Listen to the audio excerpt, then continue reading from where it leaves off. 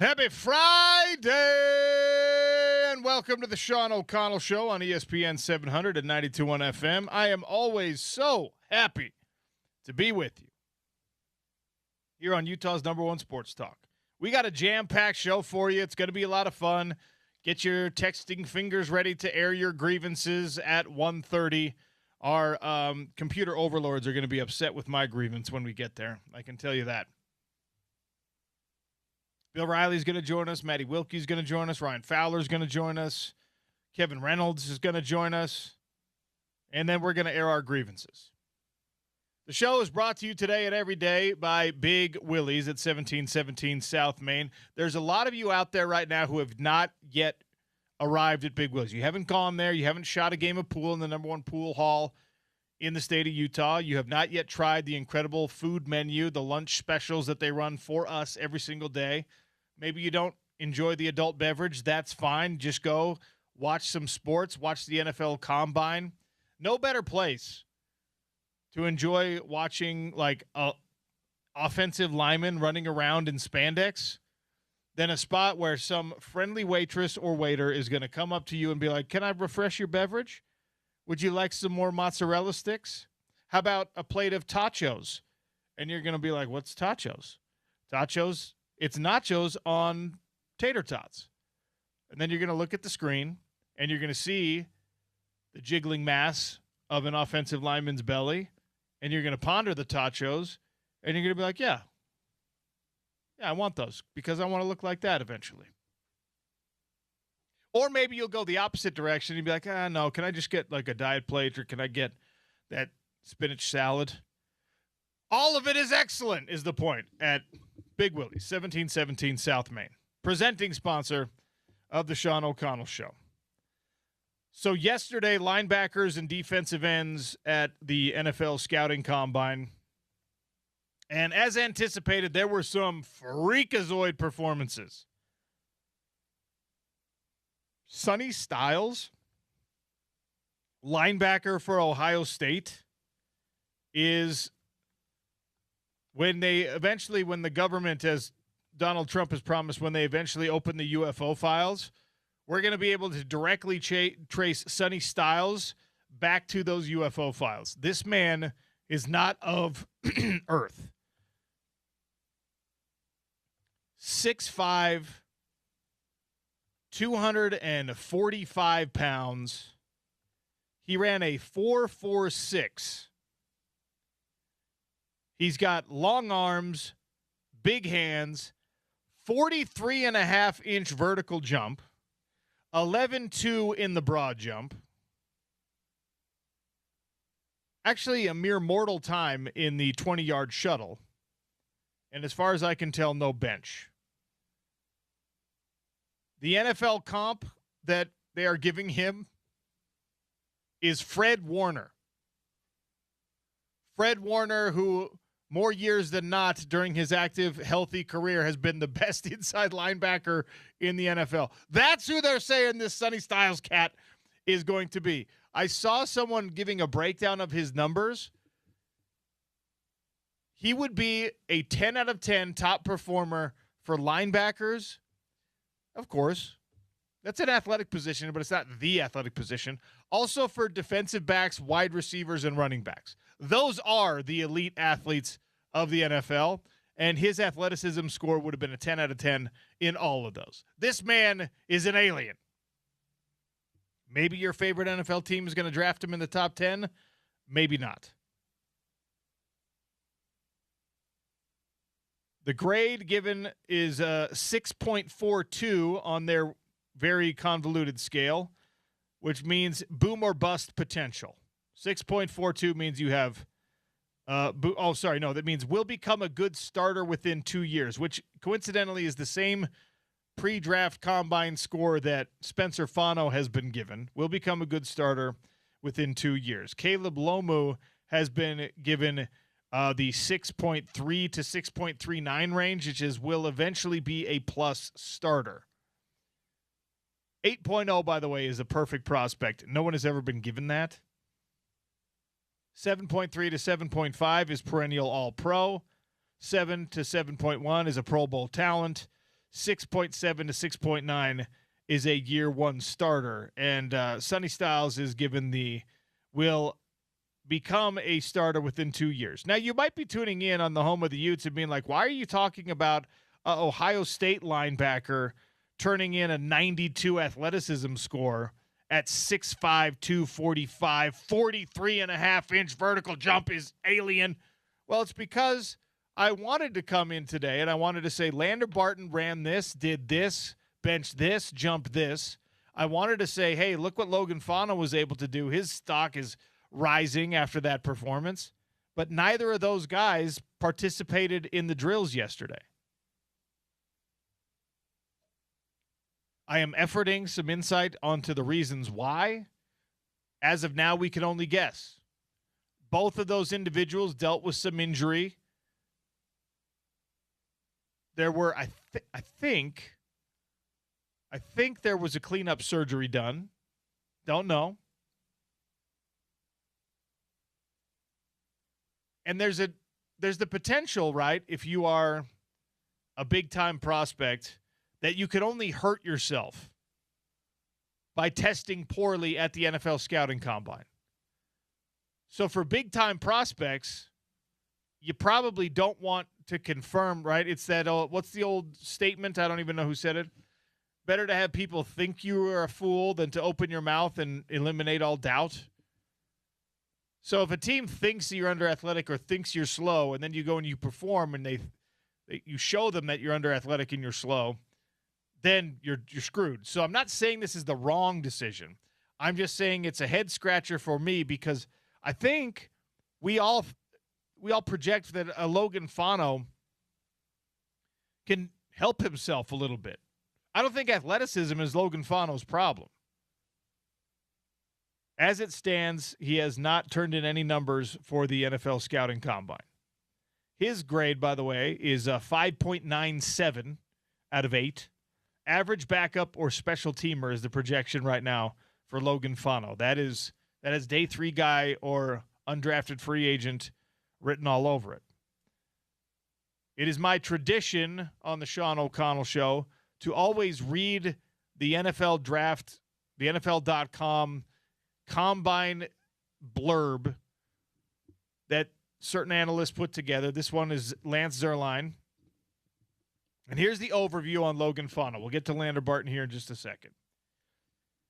Edge defender with pro size and strength. Fano is capable of playing standing up or with a hand down. That's going to be key for him because much like Nate Orchard, who of course had a lot more college production than Logan Fano, the NFL sees versatility there and sees that as a potential good thing. It also can be used against you because you're a bit of a tweener, but the first sentence finishes with Fano's capable of playing standing up or with a hand down.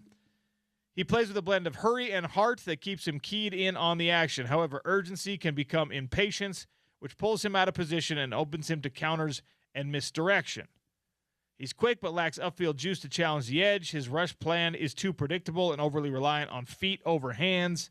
He'll shine on special teams, has toughness to defend a pro run game, but needs to improve as a rusher to become a 3-down player. Now, there's plenty of criticism in that overview,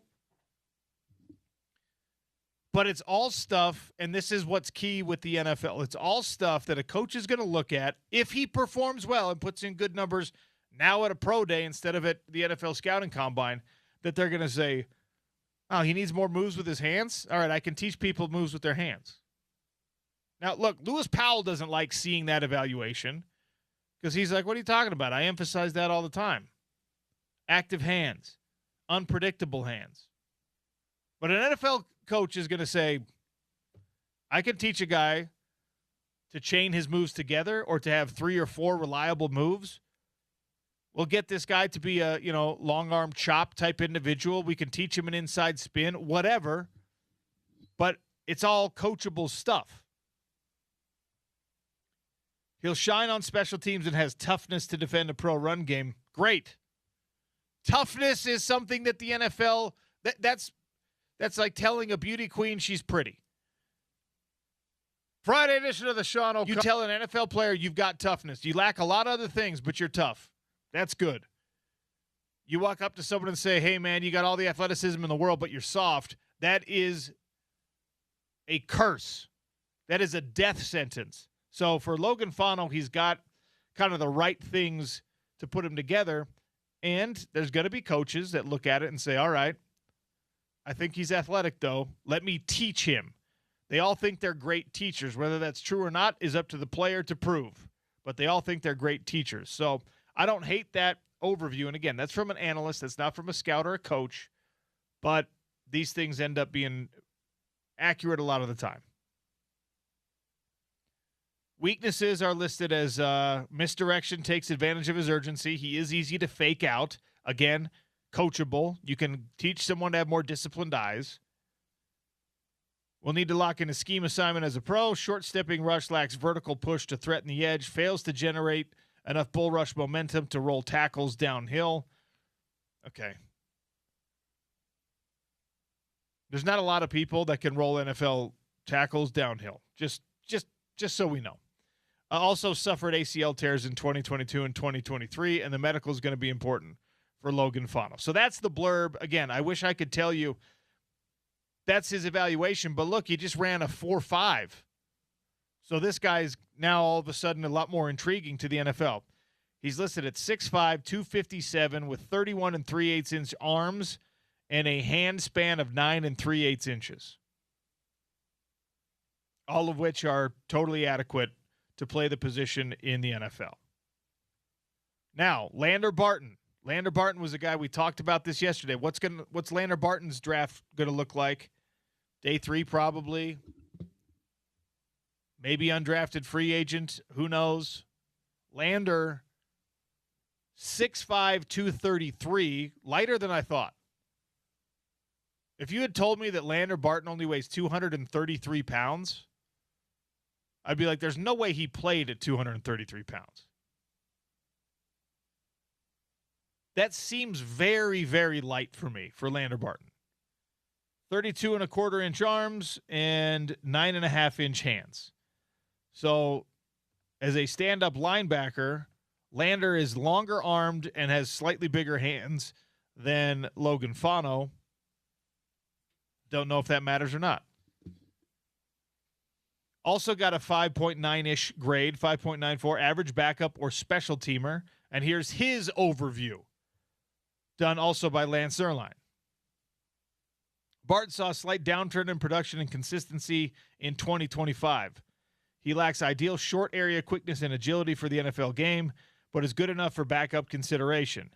He needs to play with better block, slip, and take on to make his job easier. Barton's handful of snaps and targets as a tight end might create some H-back roster flexibility to go with his linebacker label. And I'm telling you, that right there is the key to Lander Barton's NFL future. Special teams guy who they decide, you know what, he actually cannot play linebacker reliably on most downs in the NFL. He does not have the lateral change of direction necessary to be good at that in the NFL. Was he a very good college player? Of course. But it's a different game, and the things that show up for him on film in college are going to show up way, way more at an NFL camp where everybody on your roster and on your practice squad and on when you scrimmage against another team, everyone on that roster is the best player on their team in college, right?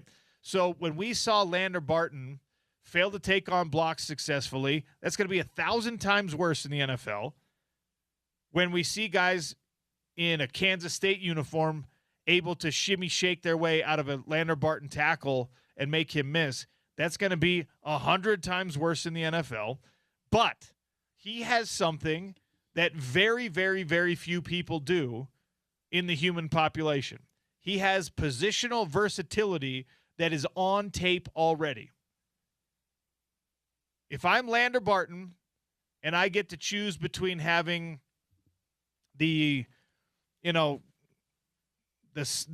Chargers draft me to play linebacker or the New England Patriots to bring me in as an undrafted free agent, I'm getting on my knees and praying that I end up with a team that has New Orleans Saints, Denver Broncos, New England Patriots, Seattle Seahawks, Jacksonville Jaguars type views on positional versatility. Patriots first and foremost. Because Mike Vrabel is going to look at Lander Barton and he's going to be like, wow, you're a big boy. Wow, you can't play linebacker in this league, but guess what you'd be good at? H-back. Specialty stuff. And Mike Vrabel, what would he know about that? Oh, he spent a career doing that. Exactly. He also played. He also was able to play primary linebacker, which is why it's going to be hard. It's going to be harsh, right? Lander, especially at 233 pounds, the trade-off for a lot of guys when your Lander's size is, all right, you can be a quarter of a step slower than is ideal because you're a beast. Because you're 6'5" and 250-something pounds. 6'5", 233 ain't helping anything. Lander can be an NFL player, but he's not going to be an every-down linebacker. He's going to be on special teams, and if he ends up on one of those rosters where he ends up with like, all right, you know what? We're messing around in camp. Give me this special red zone package. I need 13 personnel. Give me the Barton kid, and let me see what he can do. And he catches so fluidly. He's got very, very soft hands. He fights through contact in routes naturally. Maybe because he's the guy delivering contact in routes on the other side. Maybe it's like the safety that plays quarterback in high school or the quarterback that played safety in high school. Maybe that's something that helps Lander Barton. I'm telling you is the key to his future in the NFL. The positional versatility, because he didn't run, he didn't impress anyone. Now he might at the Utah Pro Day, and my hope is that he does at the Utah Pro Day, that he turns in like a 4.57 40 time, and we're just like, holy cow! Do you think, going back to the surprisingly low weight number, do you think that he cut weight to be faster, even though he wasn't running the 40? To show people, hey, I can be faster than I was in college. I dropped some pounds, even though he's not running the 40. Do you think that's part of it? It would be a smart thing to do, absolutely. And a lot of guys do that. You have to remember, people will prepare specifically for the combine and nothing else. He was listed, by the way, on Utah's roster as 6'5", 240. Okay, last so year. Only a little bit more. And honestly, maybe he played at 230 all last year. Maybe he's a guy who looks bigger than he actually is. Yeah. He's lighter than he actually looks. I'm the opposite of that, but there are plenty of players that are like that, where you look at them and they got, big puffy muscles. That's not Lander, but you know what I'm talking about. Yeah. I trained with a guy whose name was Lee Doss. Shout out to the Cobra if you're anywhere out there, Lee. He was my height. Great nickname. He was my height. Big old dreadlocks, right? And the upper body of, like, James Harrison. Just humongous shoulders and arms. Big chest, right? James Harrison was jacked. This dude was giant. Now, he had long, skinny legs, but just looking at him, you'd be like, that guy weighs 220 pounds. He fought at 155. He walked around at like 180 pounds. He was a optical illusion, and maybe Lander Barton is one of these guys, just the other way. He looks like he's a lot bigger than he actually is, and then, maybe you take the shoulder pads off him, and you're like, oh, they should have no muscles and narrow shoulders. But I don't think that's the case. We've seen him shirtless. Yeah, so you're probably right, James. He probably realized, like, you know what, the best thing to do to improve your change of direction speed and even your straight line speed, you make yourself a little more nimble. You take a little weight off. You jump rope a little bit more, and maybe that's why he got down a little bit. Maybe he was 230-something pounds all year at the University of Utah. I actually thought he was listed at more like 245. So This is perhaps more often than not, your weight in the game program is an exaggeration to make it seem like you're a little bigger. So maybe this is the accurate number for Lander Barton, and I just have complete wrong context here. But the overview from Lance Zierlein on NFL.com, and we don't have much more information on Lander than the fact that he just did some interviews and got measured, and that's what people are judging him on right now. Pro Day is going to be massively important for him and for Logan Fano. We'll see if Dallin Bentley and the two tackles from the University of Utah more time into those drills if I'm Lander Barton than the linebacker stuff. You were saying this like a couple weeks ago when we found out he got the invite to the combine. You were saying the thing to watch is he going to do tight end drills? And I'm glad to hear that at least the NFL wants to see him do some tight end drills because, like you said, and that profile suggests, he left a lot to be desired as a linebacker, unfortunately, in the game tape at the University of Utah. But he did show this last year, hey, I can at least be a specialty guy at the tight end position. I can catch the ball. I can catch a ball that's thrown to me. I can run a route. I can block for you in the run game. So, yeah, let's hope Lander and his agent and his other reps are willing to do that because that could be a career changer for him. Another guy I'm going to give you because Jack Kelly, I think, is one of the more interesting players in this draft for me. Right now, he is graded by the NFL scouts as the 12th best linebacker in this draft. Now, there's some really, really good linebackers in this draft. Jacob Rodriguez from Texas Tech was, the best defensive player in the country this past year. And if it wasn't him, it was the guy playing in front of him, David Bailey, who was a freak in the combine yesterday. We'll get to that. Two from Ohio State. You already talked about Sonny Styles and his freakish numbers. Arvell Reese also ran in the 4.4 range at 245 pounds. Those guys are not human, okay? Now, the pride of Kearns, Utah, Jack Kelly, former Weber State Wildcat, who, of course, finished his career at BYU. And, look, he had some injuries that he had to play through. 6'2", 240, 31 1/8-inch arms, 9 1/8-inch hands. Athleticism score, and this is the surprise if you're Jack Kelly. Third in the athleticism score among the linebackers who tested. Third. And who are the ones in front of him? Do we know? It's Sonny Styles, who I just talked about. And I don't know if Arvell Reese, because he only ran the 40, so I don't know if he ends up getting a better I don't think his athleticism score is in the number 2. I'll have to look up who number 2 is. It might be Jacob Rodriguez, actually. It is Jacob Rodriguez. Okay. Yeah, I mean, no shame being behind those two.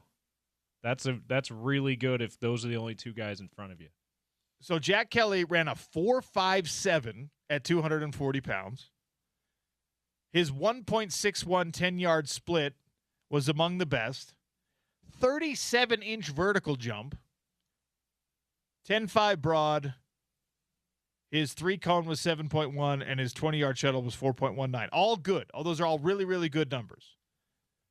Jack Kelly turning in the third highest athleticism score. Again, this is just like how did you test is fantastic. Is there like a average or some kind of cumulative score of all the drills you did? It's his athleticism score was an 86. I gotcha. Okay. So they compile it into this out of 100 rating.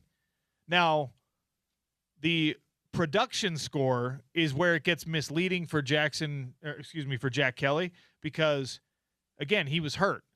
We know if you watch Jack Kelly play football, Jack Kelly's a productive player, right? His entire career, he was remarkably productive in multiple statistical areas.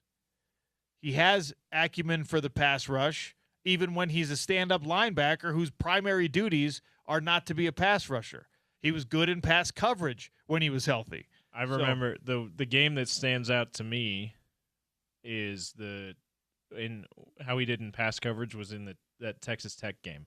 He had multiple times where he was targeted because he had to drop out in coverage, and they basically couldn't complete a pass when he was covering guys. So he certainly has showed that he's an all-around linebacker from a pass rusher all the way to covering guys at the linebacker position. So an incredible performance at the combine from Jack Kelly. And let me read his blurb for you, since I did it for the Utes. Got to do it for the Coug as well. Two-time team captain, 4 productive seasons between Weber State and BYU. Kelly is a burly linebacker with adequate play speed and desired aggression. His reaction time is average, but his struggles to find leverage and fit as a run defender pop up too often on tape. He has a strong punch, but short arms, can get stuck to blockers who sink their hands in. He's adequate in coverage, but above average as a blitzer, has some juice when he rushes off the edge. He might need to star on special teams to find a role as an even front linebacker with third down value. I feel like he's going to outperform that in the NFL, right? Again, they write these blurbs before they see the athleticism, before they see the testing. Right, okay. And that's going to definitely change someone's perception. Look, Jack Kelly was banged up this year, and the tape you saw of Jack Kelly in 6 out of the games that he played was him probably compromised enough that you don't want that tape in front of NFL teams, right? Like when he does that film study with whoever's thinking about drafting him, they're going to be like, what happens here? And he's going to have to make the decision to say, well, I'm like 42% on this play, but I'm playing because it's all in front of us. We're trying to get to the Big 12 championship. We're trying to win the Big 12 championship. We're trying to make it to the college football playoff. Or is he just going to say, oh, yeah, it's just a bad rep by me? Because you don't want to make an injury the excuse for every error you made on tape. But I think when you're sitting down with these personnel people in the NFL, they're going to be able to probably tell. It's like, oh, you're a little bit slow here. What's going on with that leg? And then hopefully he has the space to like this. I am not just because he's a Utah guy, a Utah high school player, a Weber State guy, and then a BYU guy, but somebody like this, who's a 4-year starter in college, who just went to the combine and surprised everybody with how athletic he is, that's the interesting type of guy. He's productive, and he's incredibly athletic. And he was banged up quite a bit and last he's tough year. as hell. Well, no, I mean to say that, and there's a little bit of, hey, maybe he doesn't look as productive on tape from his last season in particular. He was banged up a little bit, so you couple that with the athleticism score that he got and the testing, the results he got in testing at the combine, and I would think that would make a lot of scouts and front office people perk up and go, oh, you know what? Maybe he is more than what we saw on tape. Maybe those injuries did hamper him a lot more than we realized they did, which is obviously the case. Trying to find his there's no NFL comp for him. Current NFL comp listed on his profile. How about this painful weakness, by the way, if you're a BYU fan, if you're Jack Kelly and you have to read this? Yeah. Listed on his weaknesses, the last one, the very last bullet point, was a non-factor against the Texas Tech running game. Ouch. As if you don't hate Texas Tech enough. All right, we're way over time here. We got to get to Bill Riley. He's going to join us next, the voice of the Utes, in 3 minutes. It's the Sean O'Connell Show, ESPN 700 and 92.1 FM.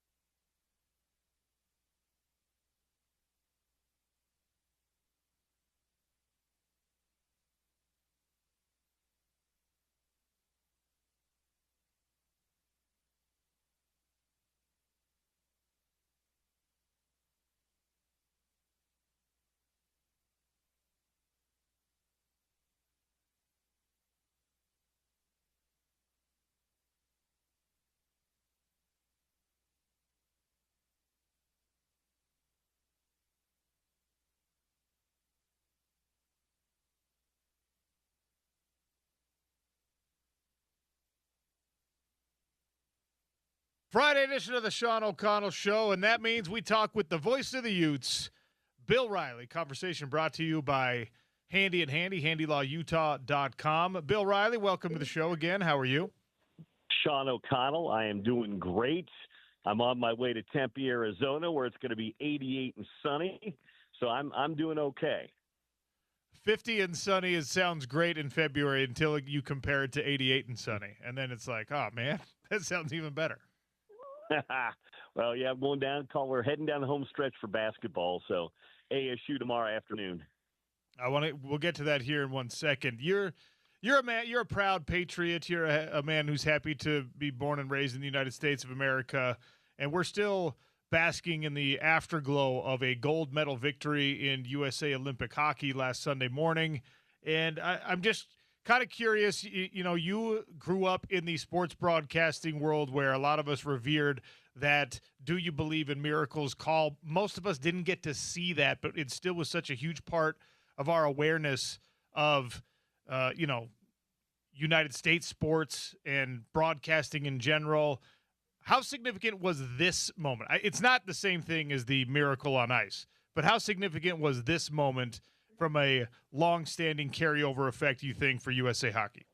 Oh, I think it's big. I don't think it's going to have the same overall cultural and societal impact that the 80 Miracle on Ice did, but I think it's huge for American hockey. I think in a time where the NHL is beginning to thrive a bit, and in markets like Salt Lake where it's beginning to grow, I think this will be a huge moment for American hockey.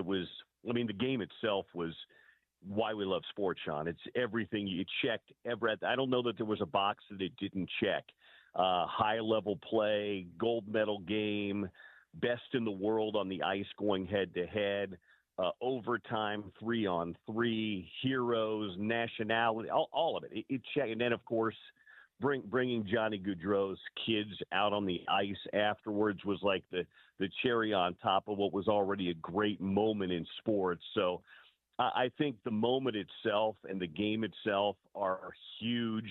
If you're a hockey fan, like I said, I don't think it'll have the same cultural impact. I was, because I'm old, was old enough to have watched the Miracle on Ice, and remember Al Michaels screaming, "Do you believe in miracles?" Hell, I had to play at the beginning of my show for 20 years to open it. It's one of the greatest moments, maybe the greatest sports moment of my lifetime.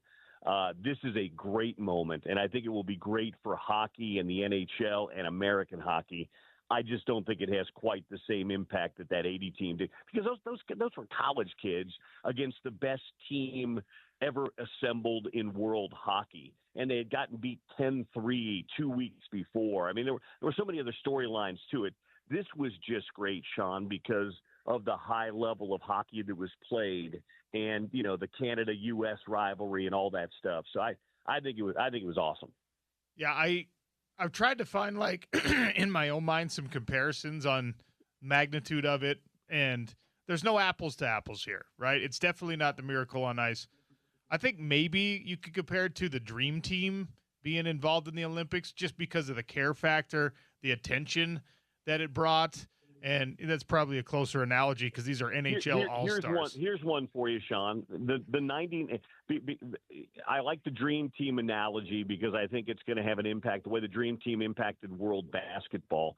But remember 99 when the Women's World Cup team won in the United States, and it caused the explosion of women's soccer and girls soccer and participating, and we saw a boom after that. I think this might be comparable to that, might have the same impact on youth hockey in this country. So I think that would be maybe a little bit more comparable. What do you think? Yeah, I think I actually really like that one. Bill Riley is our guest, our American hockey insider here on the Sean O'Connell Show.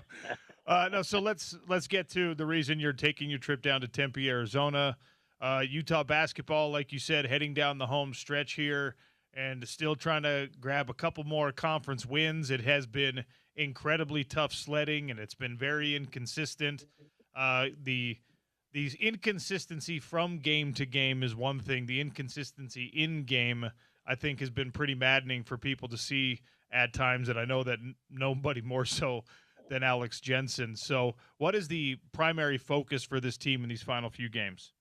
I think it's playing hard, Sean. I mean, I do. I think they've played hard for them. Keep playing hard. Try to avoid those pratfalls that have gotten you. You know, they didn't rebound very well early in the year. Then they fixed that a little bit.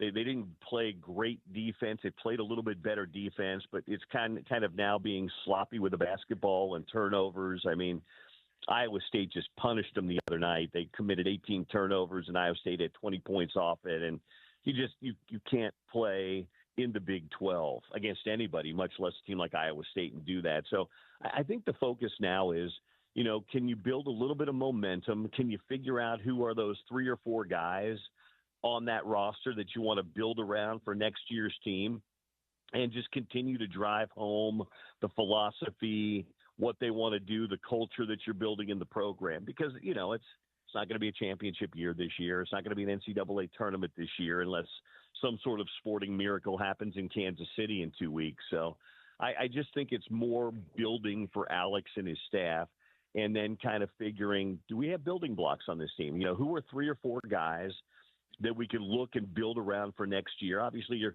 like everybody in college basketball and frankly college football too. You're bringing in a bunch of new faces, but are there 3 or 4 guys that you look at and say, okay, these guys could be foundational blocks for us moving into next year? Well, when we're talking about the early part of a rebuild, and I don't disagree with anything you just said, the carryover from last year's roster was a conversation we had, you know, kind of this time last year.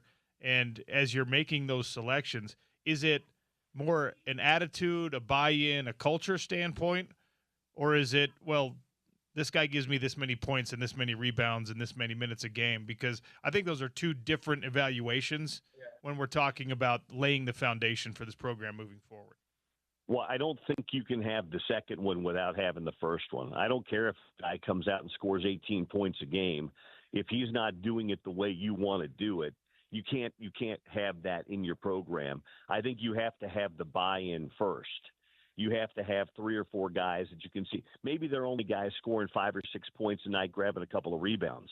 But if you see the potential in those guys and they've bought into your program, those are the guys you want to bring back. The best case scenario is having the buy-in and having the guy that scored 18 to 20 points a game. But I think the cultural and philosophical buy-in is the most important now, because if you just have guys, you know, you can find guys that could go out and score you points, but if they're not playing the way you want to play, then it's not going to do you any good moving forward. The NFL Scouting Combine is going on right now, the Underwear Olympics, as I affectionately refer to them as. Everyone is broadcasting from Indianapolis, and we're watching and evaluating and seeing what measurements are out there. Logan Fano and Lander Barton were in the group that went yesterday. They did not participate. I have no 40 time, I have no vertical, I have no anything on either of these guys, and I don't know if I'm just inept at my Google searching or if a decision was made that, you know, it would be better to reserve these things for pro day. Do you have any insight on that decision-making process for Lander or Logan? I don't. I was like you. I was kind of searching NFL.com for some numbers yesterday and didn't see any.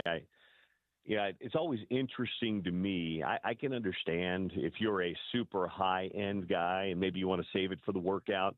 You know, I don't know what goes into the thought process. Maybe they're dealing with a nagging injury at this point in time. Maybe it's just about getting those interviews and saving your numbers and your times for your pro day, wherever that might happen to be. But yeah, I was a little surprised by that, because usually when you see guys that are day 2 or even day 3 guys, I think Logan and Lander are probably both day 3 guys. You'd think that they'd want to put some stuff out there and put it on tape, but maybe not. You and I think last week when we talked about, you know, who could elevate their stock, we agree that Dallin Bentley can be one of those guys. And I saw some clips of interviews that he had done, and one of the things that I think he's really leaning into is the fact that he is a complete tight end in the league and in a sport now where you have kind of like 2 breeds of tight end. Like there's your specialist that's just a big wide receiver, a Dalton Kincaid type. And then there's guys like him who don't really mind bulldozing, and the more George Kittle types. And I think that he's calling attention to his blocking at this combine more than anything else. And I know that most of the drills for the tight ends favor the other portion of a tight end skill set. But I think it was wise for him to do that, to call attention to the fact that he's a very willing blocker and willing to play the position in a more traditional manner. I think the traditional tight end, Sean's coming back a little bit more. I mean, I think the Travis Kelce's and Dallas Goddards of the world are certainly out there. But I think teams that are playing multiple tight ends want to have that second tight end, that more traditional inline, kind of that dual threat tight end. And I think Dallin checks that box. I mean, he's not elite in his speed, but he's got good speed. He showed last year when they finally started throwing him the football that he had really good hands too. And I think the size is there as well, because we know at Utah, if you don't block, you're not going to get out there and play. So I think that style of tight end is making a little bit more of a comeback. Not to say that, the pass catching kind of hybrid tight end's going away, because I don't think it is. But I think teams want to have that. You saw the Rams last year. The Rams were playing 13 personnel all day long. And I think only one of their three tight ends was kind of that skinny pass catching guy. They were playing with two guys that could really block and run. So I think that's great news for Dallin. Obviously, Caleb Lomu and Spencer Fano are kind of the highlight guys that Utah sent to this combine, and we won't know until they make the decision on whether they're going to run and do the testing. I think we could confidently say both guys will probably perform pretty well in interviews, and the draft projections show, we'll start with Spencer, anywhere from 3 overall in mock drafts to like 15. And I think for Caleb, I've seen him as high as 20 and as low as maybe like 40. And, you and I have talked about this many times. The fit feels incredibly important for a lot of players. Is fit as big of a deal for those guys? Starting with Spencer, is fit as big of a deal for him? He might be asked to slide over and play left tackle instead, especially if you're drafting him in the top 10. Would he be okay there? Well, I mean, he's done it all. But starting with him, how important do you think fit is for wherever Spencer Fano ends up? Well, I think fit's important for everything. I don't think it's as important for elite tackles, because I just think that, the teams are going to know what they have.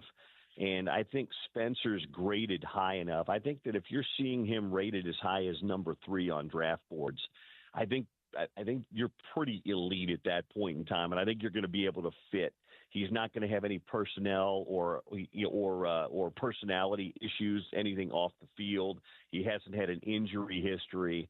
I think Spencer's going to be. I'd be shocked if he slipped outside of the top 10. I think it's he and the tackle from Miami are being projected as the top 2 tackles. Caleb's all over the place. He's a little bit more raw, but I think a team at the end of the first round, early second round, that needs a guy. I could see a guy like Caleb, even though he played left tackle, maybe starting as a right tackle, getting his feel, and then maybe moving to left, because I think I don't think he's come close to reaching his ceiling yet, Sean. I think with his size and his athleticism, I think he just needs a little bit more refining. So I think both these guys are going to be good fits wherever they end up being. I don't think it's going to be left side, right side. It's going to be a real issue for either one of those guys. A guy we both know, Jeff Schwartz, is he's higher on Lomu than he is on Fano. He thinks that his pass sets are a little bit more natural, a little bit longer armed, at least according to the weathered eye of Jeff Schwartz, and he thinks that that's going to translate better in the NFL. So that's the hot take projection from another friend of the program. We'll see how it plays out. Obviously, you watched plenty of David Bailey this year. You called games with David Bailey, and we watched him help Texas Tech to a incredible run. And yesterday at the Combine, he just showed what an absolute physical freak he is. I know he's not a Ute, but someone that I think Ute fans are probably watching closely. Where do you think he can go, and what do you think he can do in the NFL? Well, I'm watching him closely because the Chiefs need a rush end in the worst way. And he fits somewhere in that probably 5 to 10 range. You know what's interesting about Bailey for me? He did not pop at all. 3 years at Stanford, he was a pretty average, pretty pedestrian defensive end. He was okay, but all he did was make plays week after week at Texas Tech, which makes me wonder, what were they doing at Stanford that he wasn't able to make plays. You know what I'm saying? It's just so weird to me that and I know they projected him high, but he just didn't do much at Stanford. And then all of a sudden he is an absolute freak. I think he's fantastic. I think he and Reuben Bain, I love Reuben Bain as well. And I think, well, both those guys, Miami's got two defensive ends that are going to be first and second round picks. And so does Texas Tech, because Texas Tech has Romello Height, who I think is going to end up being probably a second round pick as well. So, but to Bailey, I think I would be shocked if he fell out of the top 10, Sean. And if he's at number 9 and Kansas City's at number 9, I would love to see the Chiefs grab him at number 9. Well, we're talking about fit, and going back to what you're saying about Stanford, I think that part of his problem at Stanford was he was clearly the best defensive player that team had, and they didn't have enough threats, so you could send 2 people at him every single time at Stanford. Obviously, he got better at Texas Tech as well, but I think that part of the problem was Stanford has fallen so far from grace that you can now account for him so aggressively in your blocking scheme that he was limited somewhat by the talent around him, or lack of talent around him is a better way to say that. Do you have a player, because I know you and I are both draft. I love the draft. I mean, I dig into draft guides and I love it because I'm such a college football guy too. So you've seen all these guys play. It's why the NFL draft's so much better than the NBA draft, because you know all these guys have seen them play for 3 or 4 years. Is there a player that you're really curious to see where they go because they're great, but maybe they don't have a specific fit for somebody? Well, I don't know if he fits this bill. I think the fit is, for a lot of people, decently obvious. But I'm really curious to see where Jack Kelly goes, because he is a lot more athletic than people give him credit for. I don't know how the NFL is going to treat this last season where he was a little bit banged up, but he's a lot more athletic than people think, except in this draft especially. He's up against some of the most athletic linebackers that the NFL scouting process has ever seen. So he might fall mid-second round, third round because of something like that, because everyone's so enamored with Arvell Reese's traits and Sonny Styles' traits, and Jacob Rodriguez was a candidate for National Defensive Player of the Year, obviously. So Jack Kelly, who's an incredible player, didn't have as much of a splash senior season as maybe some of the scouts. He was excellent, but he didn't have the same kind of impact these other guys are having. And, it all kind of counts. Who are you standing next to when you're being compared? In a regular draft, he might be considered a top 3 linebacker. In this one, I don't think he is. Yeah, I've got 2 guys, one a Big 12 guy, one a non-Big 12 guy. The Big 12 guy for me is Jordan Tyson. He may have the best raw individual talent of any wide receiver in this draft. I thought he was unbelievable the last 2 years, but he's always injured at Arizona State. But he is probably the best wide receiver from a talent standpoint. The question is, who's going to take a chance on him? How far does he fall? And then the other guy that I'm taking a look at is Caleb Downs from Ohio State. Oh, yeah. It's not a premium position, Sean, but everybody rates him as the first or second prospect on their draft board. Jeremiah Love and he seem to be everybody's home run hit, but it's a safety. And most people don't consider safety a premium spot. So, are you going to grab him in the top 5, in the top 10? How far does he fall? He feels like one of those guys that could fall to somebody at 16 or 17, and you've got a Hall of Fame player for the next 10 years. It's really funny because you're not wrong when we say, running back is no longer a premium position and safety is not considered a premium position.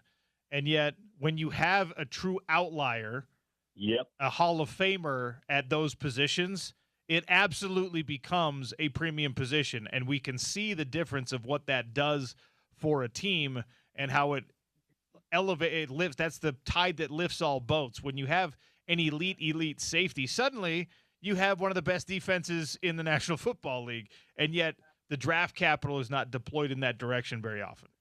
Yeah, but when you have an Ed Reed, or you have a Troy Polamalu, or you have a Kyle Hamilton, all of us, or you have a Derwin James, all of a sudden, holy cow, it changes the whole outlook of what your defense is. And that's the type of guy, at least they say, Caleb Downs is. High football IQ, can play in the box, can play center field, can do all of those things. He's ideally, every team would love to have him. But are you going to take him at number 5, number 6, number 7? That's the question. Mel Kiper says take him at number 2, and I don't think anyone's gonna. It's wild. Well, But I think that's the crazy thing about the draft. He and Jeremiah Love are probably 1-2 talents, but nobody probably wants to take him at the. I mean, the Raiders aren't going to take Jeremiah Love. They're not going to take. They're taking Fernando Mendoza. So it's always that dance of my value board versus what my needs are. Value versus need. Value versus need. BYU starts spring football today. What's your biggest question about the Cougs as they come back for the 2026 campaign? I would probably say defensive side of the football. You know, you lose your coordinator. We saw how things really turned for them a couple of years ago when Jay went down there. And you mentioned Jack Kelly, who might have been the best defensive player on the field for them all last year.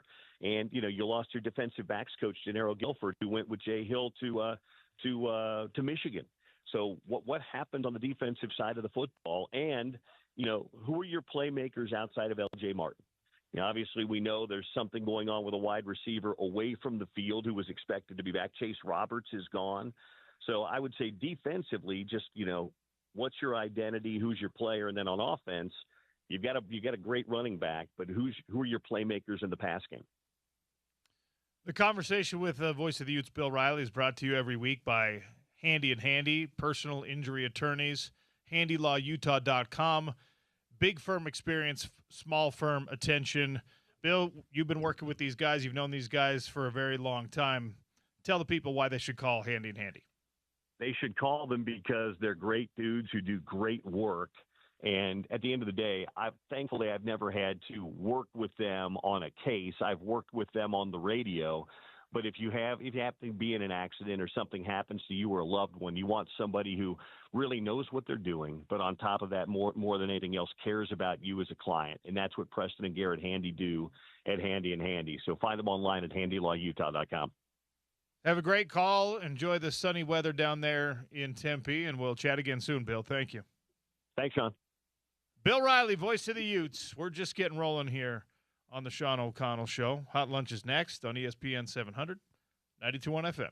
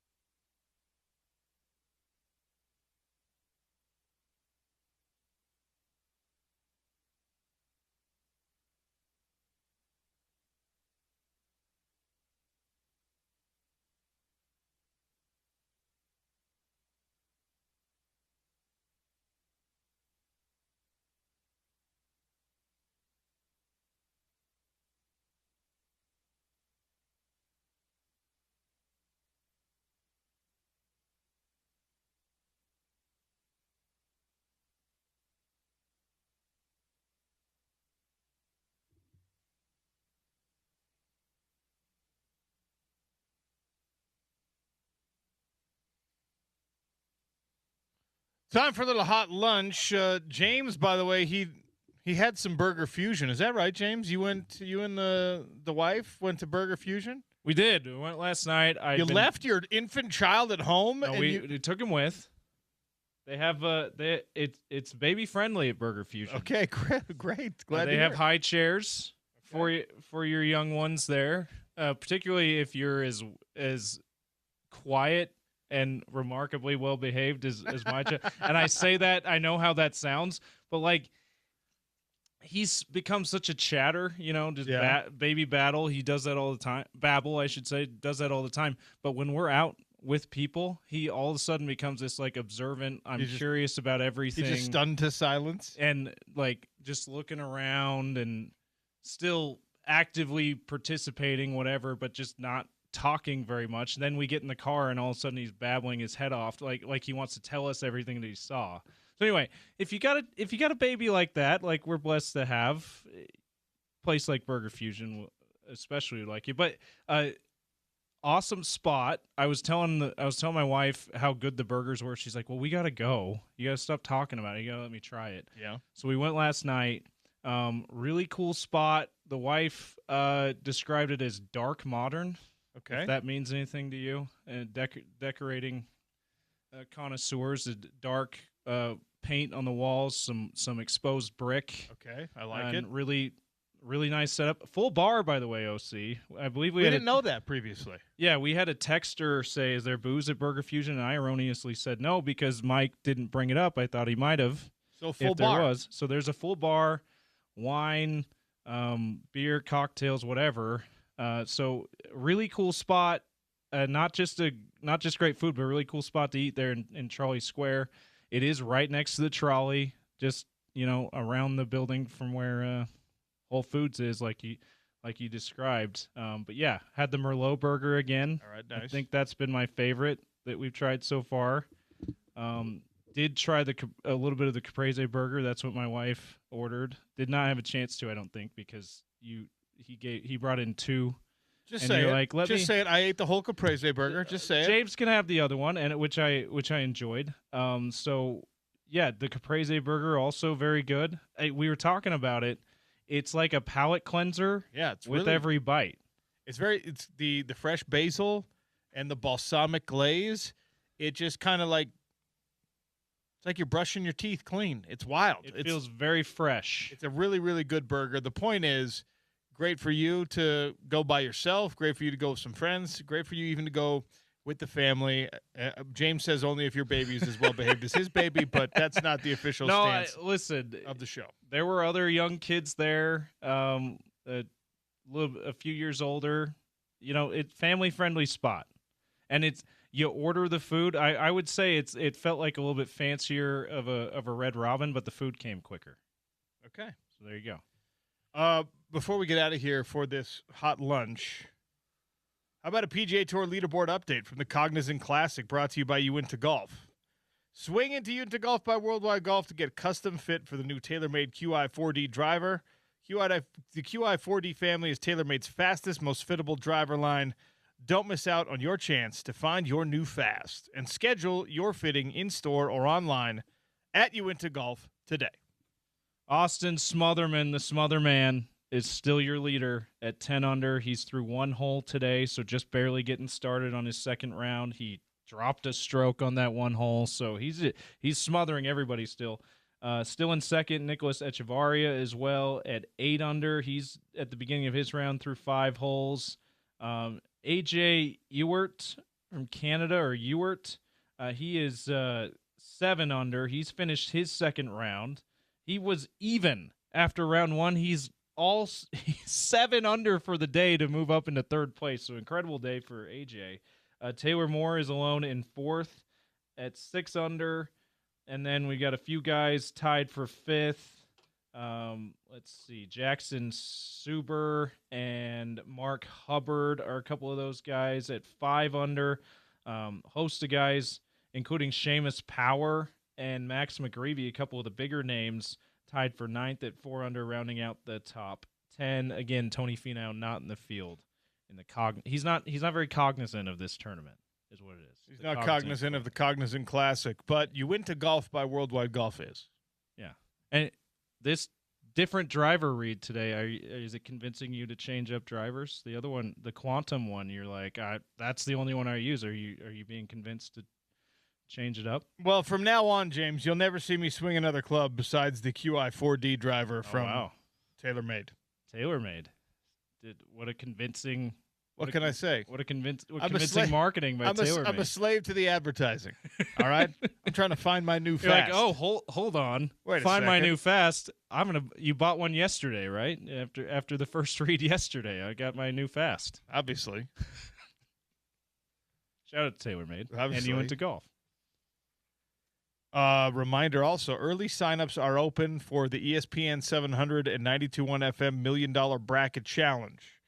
Go to ESPN700sports.com. Get ready for the madness. Brought to you by Big Willie's, Game Day Men's Health, Intermountain Bobcat, Budweiser, International Sportsman's Expo, and the Utah RV Super Show. Kevin Reynolds is going to join us next, the new Jazz beat writer. Brand new, newly minted. Andy Larson, who? Yeah. Sorry, Andy Blarson. I'm gonna ask Kevin Reynolds what his middle initial is. See if we can make it into an Andy Blarson situation. It's the Sean O'Connell Show on ESPN 700 and 91 FM.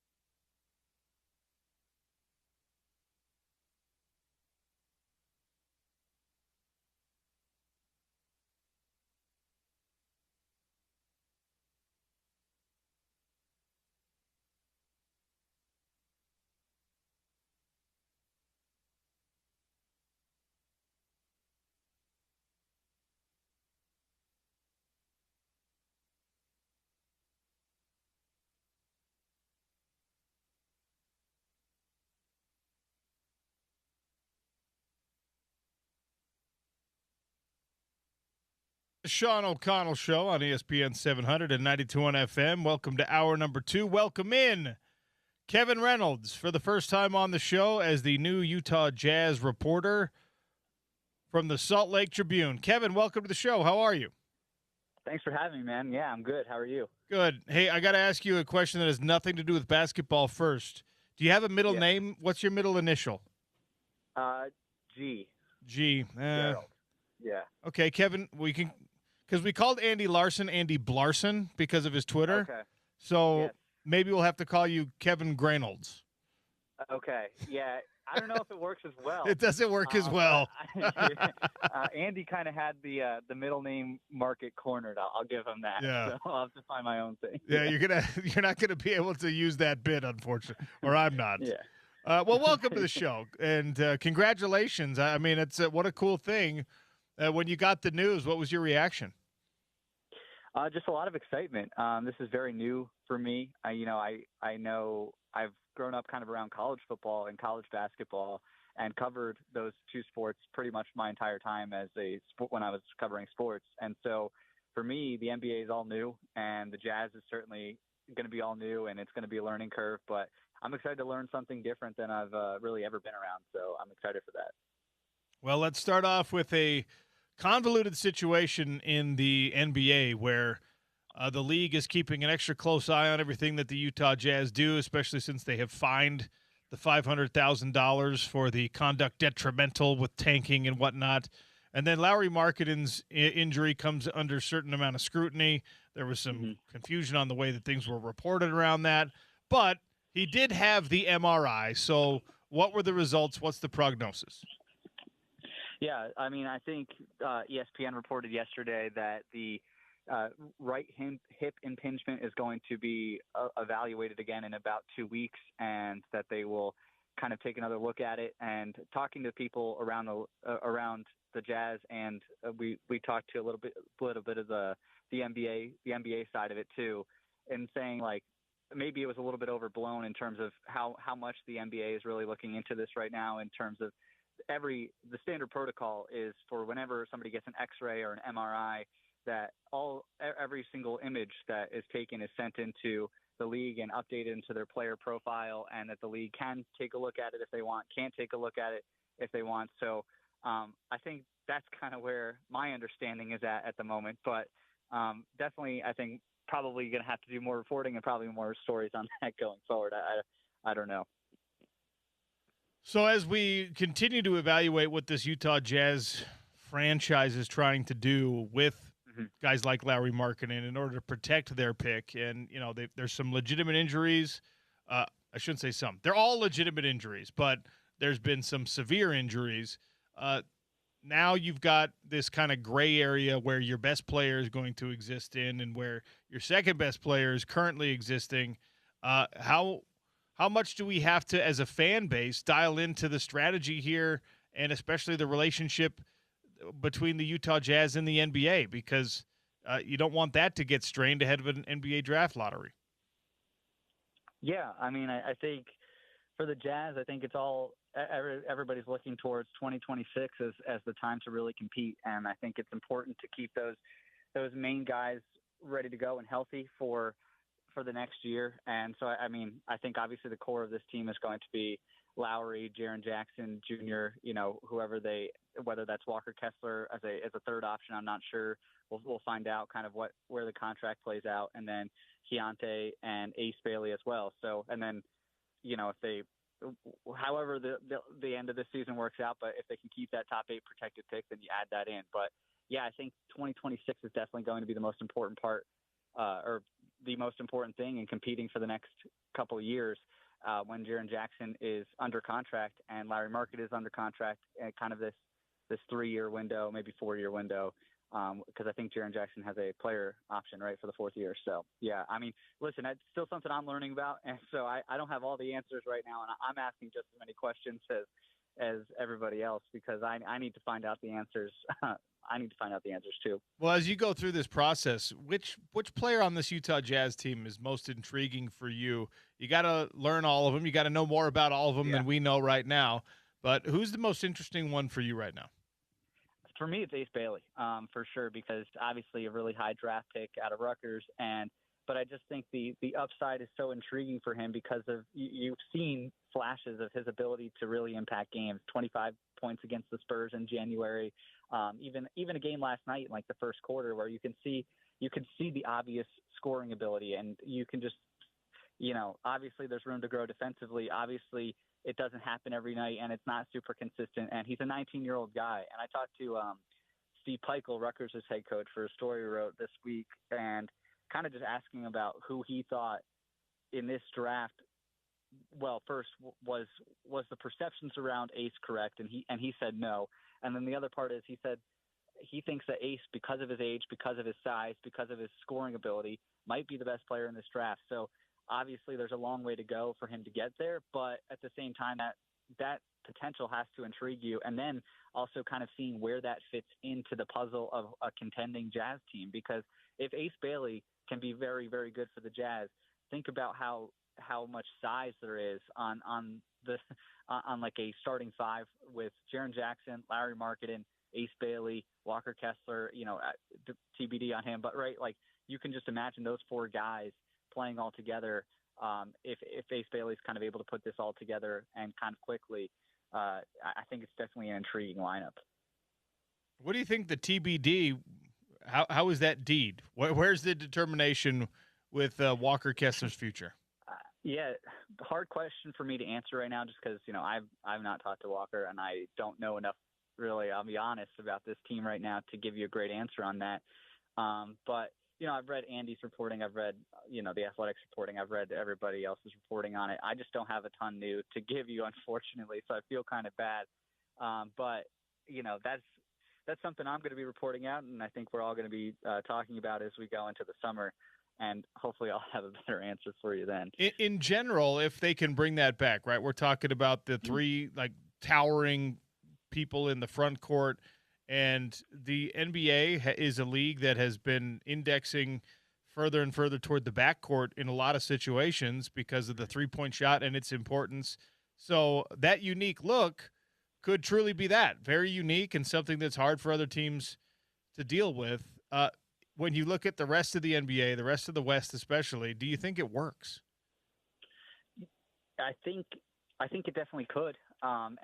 Because I do think you're right. I think it is so unique, and we've seen so many teams, from Steph Curry on, just put so much, emphasis on scoring guards. And I think, but I also think that the weird part about this, how big this roster can be, or the front court can be, if you have Ace Bailey out there, I mean, you do actually have some scoring with the size. And so I think that's what's intriguing about this. And you have Keontae continuing to grow, and then you put him around maybe another scorer, and then you can still get the benefits of a team that can shoot and can score, but at the same time just improve defensively, because that's another part of where this team I think needs to get better at, obviously, from where they are right now, is on the defensive side of the ball, and can they protect the rim? And that's where Jaren Jackson, I think, is really good. Walker Kessler could be really good there, and we've seen defensively he's been pretty good since he came into the league. And so I think that combination of if Ace Bailey can score, Keontae George, we've seen him take a huge jump this year, and add that in with the rim protection, then I think you get a very unique and competitive lineup quickly. Kevin Reynolds is our guest here on the Sean O'Connell Show, newly minted Jazz beat writer and reporter at the Salt Lake Tribune. The upcoming NBA draft lottery is obviously massively important for the Utah Jazz. Last year's was as well, and last year it was disappointment. You fell as far as you could fall. Now, Ace Bailey has worked out quite nicely, so I don't think people feel the same sort of negativity toward what the pick has become that they did about what the pick was when it was announced. But the same possibilities are all out there with this upcoming draft lottery. I guess the stakes are even higher because you don't want to lose that pick to Oklahoma City. But let's assume that they don't do that. And now we're talking about a loaded NBA draft where Darren Peterson has been controversial for some. Cam Boozer's been incredible. Obviously, A.J. DeBonsa has a lot of local connections, and there's a ton of hope that somehow he could fall into your lap for the Utah Jazz. And then, of course, you could end up 4 or 5 again. And if that's the case, I think there's still really good players available, but it's going to probably be perceived as another disappointment. How do we properly quantify or put into words the magnitude of this upcoming draft lottery and whether or not the Utah Jazz can make it work? Yeah, I think it's critical. And I mean, I remember last year because I mean, obviously I wasn't covering the Jazz full time, but I remember talking to fans, and we did a story on how fans were flying out to Japan in preparation to try to get some good luck for the Jazz, and obviously it doesn't work out. And now they get another crack at this with the draft lottery, and we will, assuming they get a top 8 pick, like can that be a top 4 pick? Can that be a top 3 pick? I'm not sure. And I do think a top 3 pick, though, or even a top 4 pick, would change the trajectory of like how good this team can really be. Because I've covered AJ DeBonza since he was in high school and since he moved down to Utah Prep in St. George. And I mean, he's a really good basketball player, and you can see how he's been used at BYU and kind of how it can translate. And one of the things about Kevin Young, I mean, this is something that I know probably better than, the whole draft or the whole, NBA right now, but just in terms of BYU and college basketball, how Kevin Young has used AJ, I think translates extremely well to the NBA. And we've already seen a blueprint for it with Yegor last year going to the Nets and kind of it immediately translating. And some of the shooting, I think also, I'm not as concerned about if you're looking at AJ, because for me last year covering Yegor, he wasn't a great shooter last year, and he becomes a 40% 3-point shooter, high 30s this year for the Nets, and we saw him come into the Delta Center and shoot really well, and kind of found his groove down the stretch of the NCAA tournament because of the way Kevin Young coaches. So with AJ, I think everything else is there. Maybe the shooting is a little bit of a question mark right now in terms of 3-point shooting, but I do think that translates, and I think he's the leading scorer of the nation. So if you can get a player like that, if you can get a player like Boozer, if you can get a player like Darren Peterson, obviously it changes everything in terms of you get an immediate contributor right away, and we'll see, but nothing's guaranteed in the draft lottery, as the Jazz fans know quite well. Is there a way outside of the draft, right? I mean, I guess trades, we saw one that all of us are pretty optimistic about. But is there another alternative for the Utah Jazz in your mind, just as a sports fan, to develop this roster into being a playoff roster, a Western Conference contender? Because you have not been traditionally sought after as a free agency destination necessarily, but this is a new era of ownership, and Salt Lake City is a much different town than it was in the past. So where do you stand on the ability to build this roster through anything besides the draft? Yeah, I mean, if I didn't live here and I wasn't familiar with Utah, I would have, like, my gut reaction would have said, yeah, it's probably difficult to attract free agents. But one of the things that when I was talking to AJ and all those guys down in St. George last year, 2 years ago at this point, but when they came down, one of the intriguing questions I had for them, and what we were talking about in kind of our meetings and as a newsroom, is does a guy like AJ DeBonza coming to BYU and BYU producing NBA talent kind of change the trajectory a little bit of how free agents, or just the familiarity with Utah for free agents and high profile NBA draft prospects? Because now you're seeing at the lower level, at least, in college, BYU and Utah, like the state of Utah, becoming a place where high-level basketball players play. And also you have the Big 12 teams coming in, and there's a ton of NBA guys, and they're playing in Provo and Salt Lake, every single year. And so does that change? I think that's more of a long-term thing. I don't think that changes overnight. But if AJ is a really good basketball player and he plays in the NBA for a long time, which I think he will, and having him and Yegor and whoever else Kevin Young puts into the NBA, Rob Wright is a really high-profile prospect. I don't know how good of an NBA guy he is. Richie Saunders, I think will probably play in the NBA at some point. Can that familiarity translate to maybe Utah becomes more of a familiar destination for a free agent? Listen, I don't know if that's a definite, but it's something I've thought about. It's something I've asked about, and it's something that I've had conversations about, and we'll see.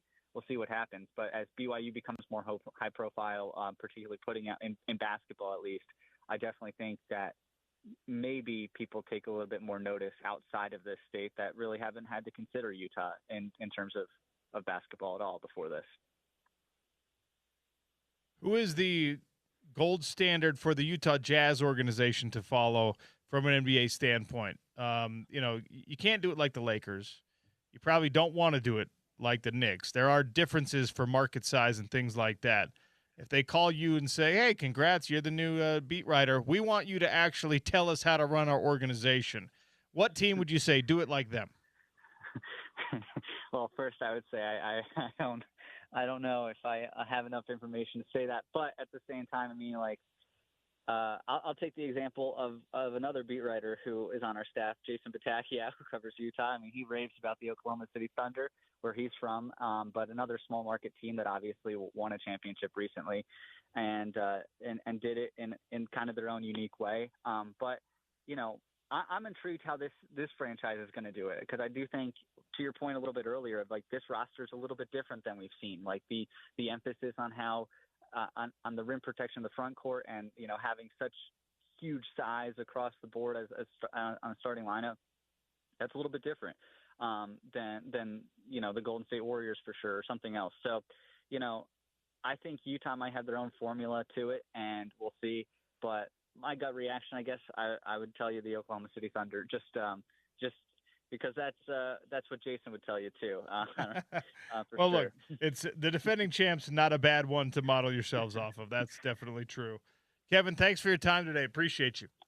Yeah, thanks, man. I appreciate it. Kevin Reynolds, Utah Jazz reporter for the Salt Lake Tribune, filling in for some big old shoes, man. That's going to be it's going to take some time, because Andy Larson, one of the best in the business. But big thanks to Kevin, and hopefully he gets off to a fun start with this Utah Jazz team that, let's be honest, is in a weird spot to cover right now. The NBA is like looking at everything you do, and you don't have superstars on the roster. You have kind of stars on the roster, though, and everyone's holding their breath that the upcoming draft lottery yields an incredible pick. You're putting a lot of eggs in that basket, like a lot of eggs in that basket. Anyway, Daily Dump is coming next. Maddie Wilkie's going to join us still on the show. We've got an airing of grievances coming in about an hour. It's the Sean O'Connell Show on Utah's #1 sports talk, ESPN 700 and 92.1 FM.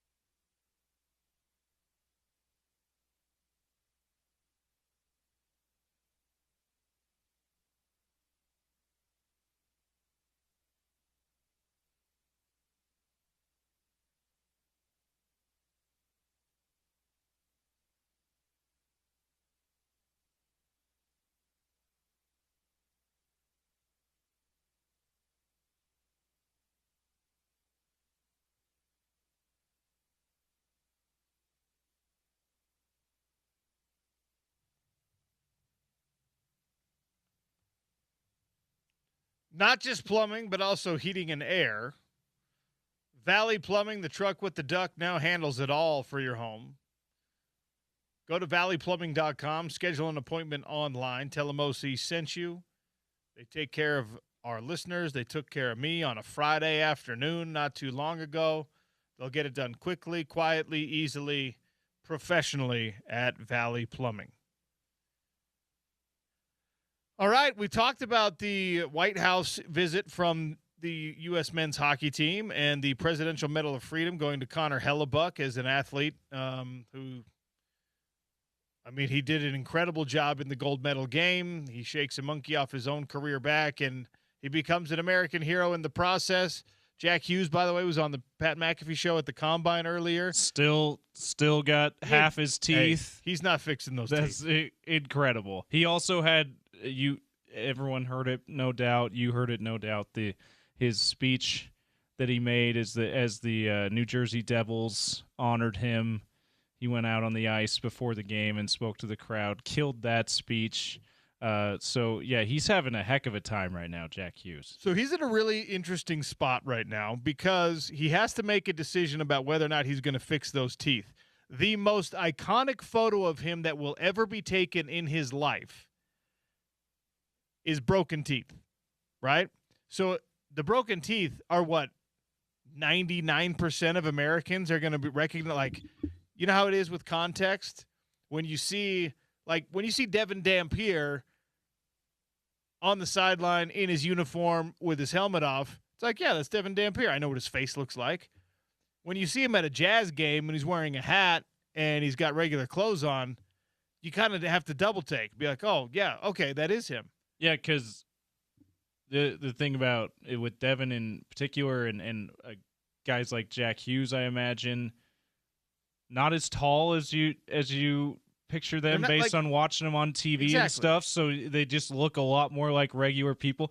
Devin's thing too would be if he hasn't changed his hair since he got to Utah. If he like took out the curls and if he shaves has his an head. afro or he shaved his head or something, that also be like, oh, I don't know you. And oh, yeah, you do. I play quarterback at University of Utah. Like this was a thing. Who's I don't know the name of the actress. Maybe you do. That she was in Dirty Dancing. Oh man! And then famously, she got a nose job, right? And everyone was just like ruined her career. She thought she was improving her face by getting cosmetic surgery on her nose. Jennifer Grey. Yeah. She thought she was like conforming to the Hollywood beauty standard. And it ruined her career because she didn't look like herself anymore. She also Ferris Bueller's sister. Is that right? true? I don't know. I think she might be. Anyway. But if you're Jack Hughes, you now have to make that decision, right? Do you want to stay looking like you did at your most famous moment? Because most people would want to get the teeth fixed. And I think there's actual dental reasons to get the teeth fixed, right? Like your bite, how it lines up. You got to they put that. I've had broken teeth before. They put the temporary fix so that the nerve is not exposed or whatever. Okay. I'm sure they could make that permanent, but why would you make that permanent and still have it be cosmetically? But he's got to decide. I think, is there a practical way of having something that you can put in so your teeth look straight, but then you can also take it out for like public appearances? Okay, what you're describing is called a flipper in the pageant world. Okay. I learned about this because the crazy TV shows that are on like A&E or whatever, they have those. They're like, because you're preparing your girls to be in the beauty pageants. You know, it's funny because I'm gonna strive not to be a controlling parent. I am going to make my kids do combat sports, and I am going to make it so they will never, ever, ever do pageants. But they're like little veneers, like temporary veneers, but they're like a mouthpiece. Right. So you just put them in for like a stage performance, and then you take them out. And no doubt you can get them very custom so that it fits the jaggedness of Jack Hughes' teeth, the way his actual teeth are right now. If he wants to, he could do that. I think that's the way I would go. I'm going to put a poll up right now. And where it's like, when I'm out and about, I look like I have I have good teeth, right? But then when I'm doing a media appearance or some kind of speech, or I know I'm going to get photographed, I don't put it in. I think that's the way I would go if I were Jack Hughes. See, I am shamelessly ridiculous and would want people to recognize my American hero moment. And in every context. In pretty much all contexts. Yeah, you go to the grocery store, smile, see, I'm Jack Hughes. And people are just like, you are him. Whereas if you smile, like if he gets a haircut and his teeth fixed, he's hard to recognize because he's normal sized. These are not NBA players who stick out like sore thumbs in public, and they're not like NFL players who you can look at them, and even if you don't know who they are because their faces are a lot less recognizable because of the helmet thing, you look at them and you just be like, that amount of musculature is not normal. That guy's a pro athlete. Right? Yeah. So probably a football player. One of the great things about baseball guys, hockey guys, certain weight classes in combat sports, right? You look at them and you're just like, oh, that's a normal dude. That could be me. But Jack Hughes, that smile, that jagged tooth smile, is for endorsements going to be 1,000,000 times better. Trademark. You know what I mean? See, he's going to get the veneer dental endorsements, and maybe he'll get one done anyway, but maybe he just never wears it, right? This is a real question I have now. We need to get Jack Hughes on the show somehow. And have you ask him this. This is the perfect Sean O'Connell type question too. Yeah, he's like, don't you want to talk about what I saw when the pass was coming to my stick? Adrian Denny told us all we need to know about that. And I was going to hit that beautiful one-timer and win my country gold and become a hero forever. No, Jack, I want to know, does your ego dictate that you're going to have pretty teeth or that you're going to keep gold medal teeth? Or are you going to try to have your cake and eat it too and get a veneer so that you have pretty teeth and you can have jagged teeth whenever you want to show off your jagged teeth? See, that's the way I would go. But I totally understand the other side of it. If he's the type of person, and you've said you're that type of person, where it's like, I want my trademark to be showing at all times. Like Anthony Davis is that way. He will never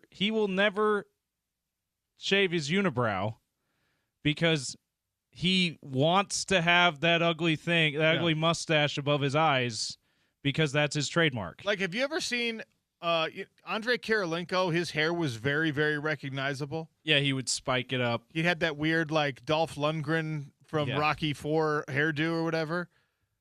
When you see him when he's grown his hair out and he's got that, like, Russian now mullet. he doesn't put a lot of hair product in his hair anymore. He's done a few public appearances now, including here in Utah. He also changed he changed the spelling of his name too. It's a Y at the end instead of an I. So he's like not recognizable at all. Are you too young to recognize the glory of Coolio? You remember Coolio, Gangster's Paradise? No. Okay. Wow. I'm too young for that. It's very disappointing. Coolio, he had like braids that would stick out from his head, Pippi Longstocking style, but like all over his head. Yeah, okay. Right? And now he's like 70. He's like 65 not doing years that old. Anymore. And he still does it. Oh, he still does it. But it's like he does it with the remaining hair he has he doesn't left. have near as much hair. And you're kind of like, ooh, that's a bad look. But is it, though? Because it's actually really smart to keep your trademark. Still his thing. I mean, we talked about Flava Flav and your association with him earlier this week. He still wears the clock. Yeah, if you're famous and you want to continue to be famous, and obviously if your career depends upon it, you're not going to get jobs if you don't do keep these kind of trademarks, whatever. Yeah, it's important to keep the trademark, but I don't think that's the case for Jack Hughes. As long as he's a good hockey player, he's going to keep it going. But he may not. If he completely gets his teeth fixed, that's the only thing I'm anti with this. If you get it permanently fixed, you can't you don't get at speaking engagements or whatever, you don't get to show people, yeah, this is what I did for my country. Do you want to go pose with Jack Hughes for a picture and have him put a big old cheesy smile on and have him have nice teeth as a USA hockey fan? No. I feel like that would come off as phony too. Come on. All right, James, we need to put this in the budget. You're the boss, okay? We're taking a trip to Egypt at the Great Pyramids on May 23rd, but it's a sporting event, so we can expense it to the company. All right? All right, I'm listening. Heavyweight World Championship in boxing. Alexander Usyk is taking on Rico Verhoeven, who's only 1-0 as a pro boxer, but spent 12 years as the heavyweight champion of Glory Kickboxing. All right. They're fighting at the pyramids, James. Like outside at the pyramids, they're going to put I'm sure it'll be covered, a ring. but the pyramids will be the don't cover it. Giza, the pyramids will be the backdrop. This is going to be visually incredible. That's awesome.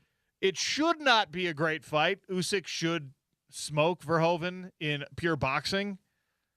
If it were a hybrid rules fight, that would be much cooler. Rico Verhoeven now is trying to get a couple of big paydays after spending time in Glory Kickboxing, which is an incredibly difficult sport, but does not have the same kind of, especially in the United States, does not have the same kind of celebrity cachet as boxing and even as MMA does right now. Yeah. I know Rico Verhoeven has dipped his toes in the water of exploring a heavyweight matchup in MMA also, but this one is happening. It's announced.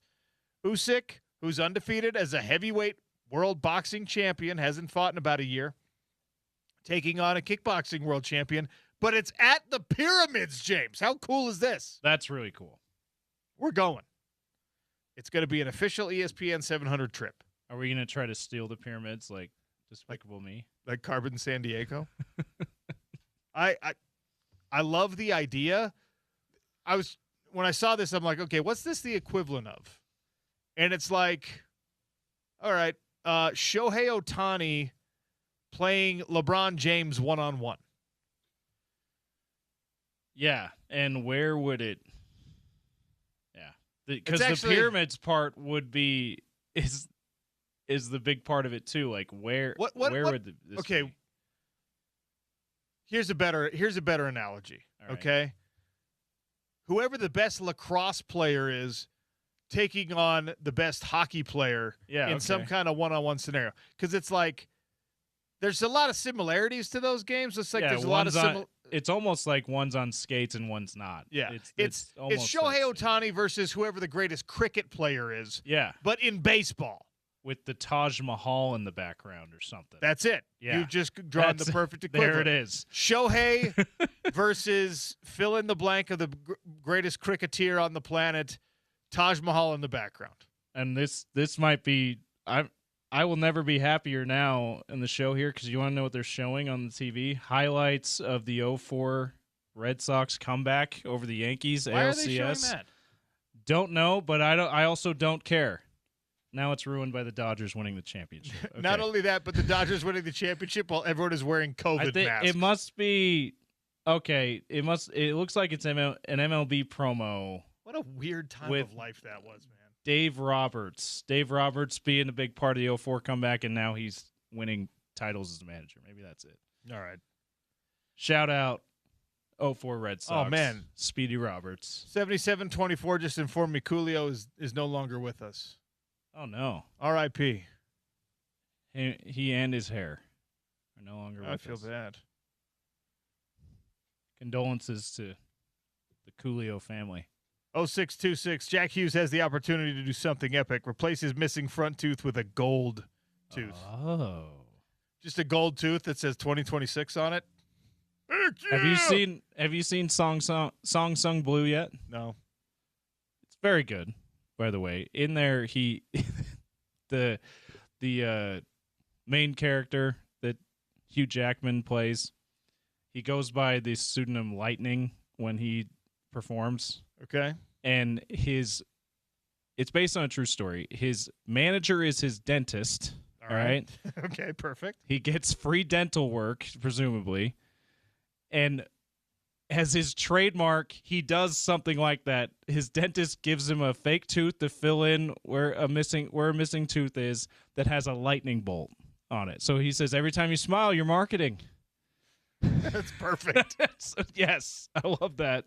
Jack Hughes, every time he smiles, he'll be marketing with the gold tooth. I don't know. I think I'm keeping the cracked teeth if I'm him. Yeah. I just put up the poll. Do you fix your teeth if you're Jack Hughes, or do you keep the gold medal look? At Real OC Sports on Twitter, 877-353-0700. You can't do the in-between thing that I'm advocating for, or we just go in black and white here? No teeth. It feels like it's too obvious of I'm making you choose one or the other. That one would win the poll. It's like the perfect solution. It's like, then it's like you get to choose. No, you have to commit to one. Okay. If you have perfect teeth, you're going to miss your gold medal teeth. If you have cracked teeth, there's going to be times where you're just like, why don't I just have normal teeth? Fix them, but gold-plated. Half those teeth gold-plated so it still looks jagged. No. I probably say don't fix them. That's probably if I had broke. Yeah, if I had to commit to one of the two, permanent. Your trademark look, what people remember you as. What are you fixing? You're actually ruining if traditional you're fixing. beauty. Yeah. You know? All right, we'll take a quick one here. Maddie Wilkie is going to join us next. They had a senior night tomorrow against Arizona. 5 p.m. will be your tip right here on your home of the Utes. Maddie Wilkie next. It's the Sean O'Connell Show on ESPN 700 and 92.1 FM.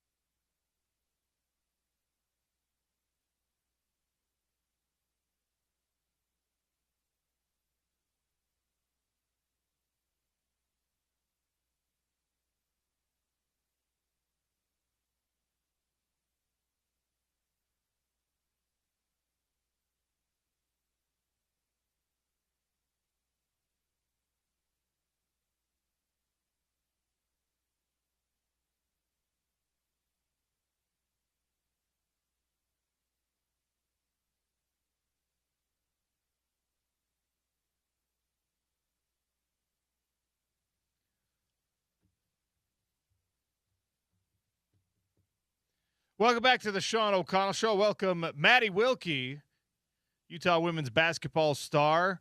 Senior night is tomorrow at the Huntsman Center against Arizona. Maddie has had an incredible career up on the hill, and we're lucky enough to talk to her for a couple of minutes here. Maddie, welcome to the show. How are you? I'm good. Thank you for having me. Okay, before we get to any basketball, you have to help us solve a very serious sports debate here. Oh, no. We were just Okay. talking about Jack Hughes, who scored the game-winning goal for Team USA in the Olympic hockey. Did you guys get a chance to see that, by the way, or were you, like, doing basketball stuff? I don't even. Where were we? I feel like I was doing something basketball, but I got to see it all over social media. So, Okay, so he scores this gold medal, and there's all these iconic images of him after the game, American flag wrapped around his shoulders, right? But he's got his busted teeth from the game. He lost teeth in that game, right? You've seen the pictures. Now, if this is you, do you fix the teeth, or do you keep that? Because that's now your signature look. Like, he's probably never going to have a more iconic photo of him taken for the rest of his life, and it's his most recognizable moment. So do you fix the teeth to restore them to traditional beauty, or do you have it be your trademark look moving forward? Oh, wow. That's a great question. I would probably keep it for a while. I think getting it fixed would be the last thing on my mind, just because every time I look at myself or smile, I'm just thinking about that game because, and I don't know, I guess that's part of hockey is like the physicality of it. I wouldn't fix it.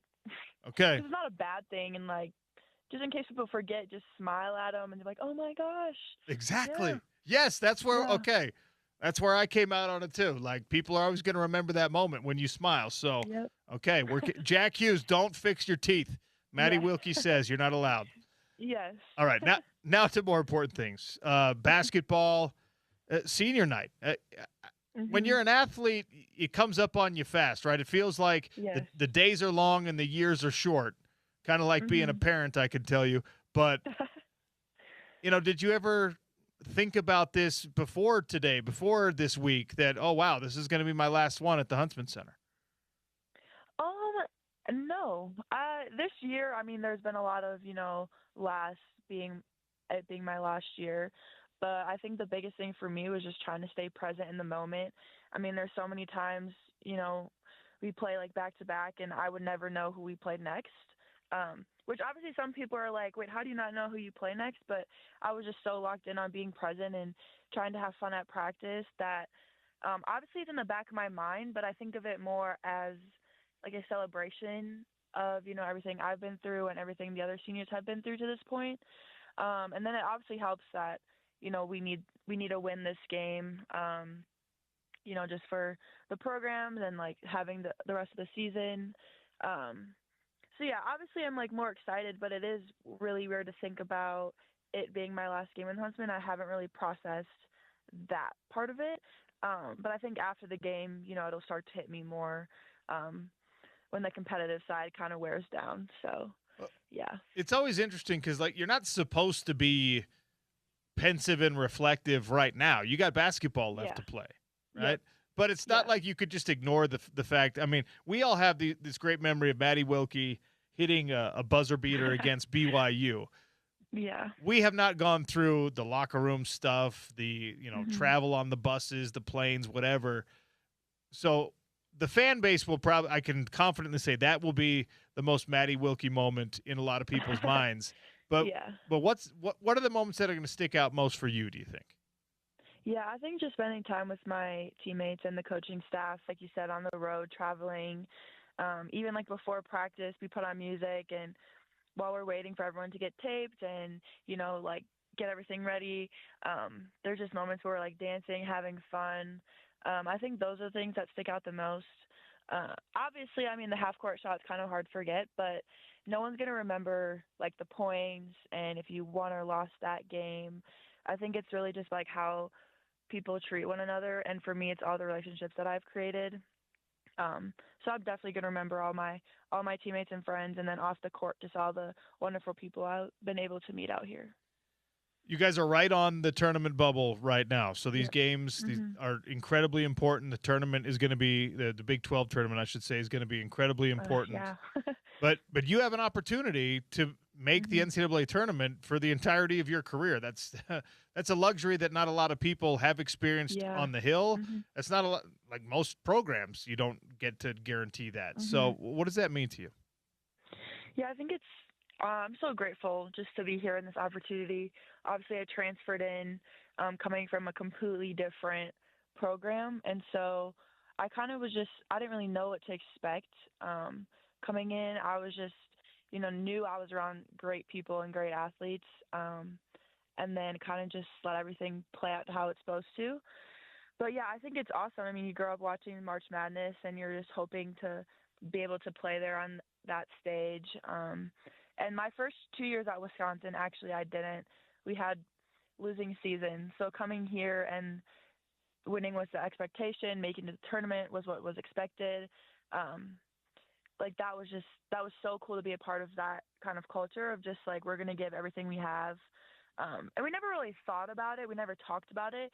It was just like you do things the right way. This is how we do it here. And whatever is meant to be is going to be. And, if you work hard, you're a good person behind it. And obviously you have to win some games. But I think I'm just so blessed to be at a program where they continue to recruit those kinds of kids that do things similar to me, because that's what makes it more fun. Like we do things the right way. And sometimes we might not get the result we want, but a lot of times it does work out in our favor. So I'm just so blessed to have had the opportunity here. In the new era of college sports, as you are more aware than I am, right? There's always possibilities like transfer, your teammates change, you came into this program. Was there ever a thought to transfer out? No. I mean, even transferring the first time was a lot for me. Like, it was never my plan to do that. And then, no, I think there's always ups and downs in everyone's career. Like, obviously there's games I didn't play much my first year, and I never came in expecting to, they never promised me anything, and I really respected that. Like, I wanted to earn everything I got here, and that's exactly what happened. But, no, I think there's days where, dang, like, coach is really on me, I'm not playing very well. But I think that's part of, the growth that you have, not only on the basketball court, but like me as an individual as well. I've really seen myself grow up and mature and just be able to handle different adversities that have come my way. But no, I love, obviously the basketball is great, but for me, it's more about the relationships I've created, and I've never thought about, leaving, just because I've also came from a place where I didn't have that. I didn't have the like relationships, and I wasn't as, grateful and blessed with the opportunities here. And so coming in, I was so grateful for everything, because I'm like, not every place has this, and it truly is so special here. Do you have aspirations for the W or playing overseas, or are you going to let college basketball be the thing? No, I definitely want to play as long as I can. I think this year and just all the injuries and adversities I've faced has really shown me, like, I really do love the game. I love learning about it. I love everything about it. And so I just want to play as long as I can. I might have to take a year off just to kind of, get some stuff in my body fixed.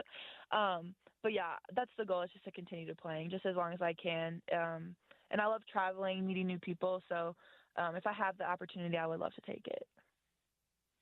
What are you studying in school, Maddie? I got my degree in psychology, and then I have 2 minors. One of them is in disability studies, and then another one that I'm doing right now is positive psychology. Okay. I am also a psych major from the University of Utah. So. Oh, no way. That's awesome. Yes. And somehow I ended up in professional broadcasting. So when your basketball. I mean, it makes sense. I guess. You talk to people all the time. You got to know people. I suppose. Yeah. So, what, outside of basketball, what are career aspirations? What do you envision yourself doing when you grow up? And I encourage you to wait as long as you can to really grow up. Yes. Yeah. I think the first thing I want to do, which is funny, you said outside of basketball, but I do want to coach in college as of right now. And then, but obviously there's so many things that, like, jobs that I probably would like that I have no idea even exist yet. So I'm obviously, like, definitely open-minded. But then at some point in my life, I do want to start a nonprofit for inner city kids, just to give them opportunities, to play sports, not even just basketball, but any sport that they're interested in or anything that they want to pursue outside of school, and then just kind of equip them with different skills and just things that I learned at a later age that, if I would have learned earlier in my life, like maybe it would have helped me, get through things a little easier. So that's kind of my, I guess, dream is to coach and then start my own nonprofit. But well, I always say that if you want to get into coaching, there's usually two reasons. You had incredible experiences with your coaches, or the direct opposite, where you're like, I know I can do this better than those people did. And knowing Coach Rob and knowing Coach Pete, I think you're probably from the former rather than the latter, where you're like, I had great coaches and I want to continue. Yeah. But just if you can, give me some thoughts on the coaches you got to play for at the University of Utah. Oh my gosh, I have so many great things to say about them. Like I said before, I transferred into Utah, and so Coach Rob was a huge reason why. She was just she is still a great person. She's not my coach anymore, but at the time she was recruiting me, she was just so genuine, and I loved how, she just kind of has that swag to her that you can't really explain. And she's just so humble, but how she carries herself, I love that. And then just how she cared for her players. When I came on my visit, I could tell it was genuine, and it was like a family. And then she knew the game so well. She knew how to coach different people and build the players' confidence. And I think if a coach can have a player reach their full potential, that's kind of their main job is how can I get my players to play at their best. And I think she did a really good job of that. And then Coach Gav, he was my position coach when I first got here. So I'm not going to lie, he was a little scary. He was kind of the bad cop. But no, we've really grown our relationship a lot. We've had a lot of heart-to-heart conversations, just me being the leader this year. So I've spent a lot of time with him, creating that relationship, and then just seeing him go from the, guard position coach, assistant coach, to last year getting thrown into the head coach position, and then this year his first full year as a head coach. I think being able to see that firsthand play out for him and kind of him being vulnerable in that transition was really cool for me to see, and just seeing him grow as a coach. I think that's, I've built a lot of trust within him and our relationship just because I've been able to see him grow through that process, and still be so humble through that. And, he's never, both the coaches, both of them, it was never about them. I mean, so many programs that you see now, it's kind of like the coach kind of overshines the players, and that's never been the case. I think just seeing how much they care for their players and the program and the culture, it's truly inspiring, and I'm just so blessed to have been able to play under both of them. Maddie, appreciate your time. Good luck tomorrow. Good luck in Kansas you. City, and thank you again for joining us. Yeah, thank you so much. That is Maddie Wilkie.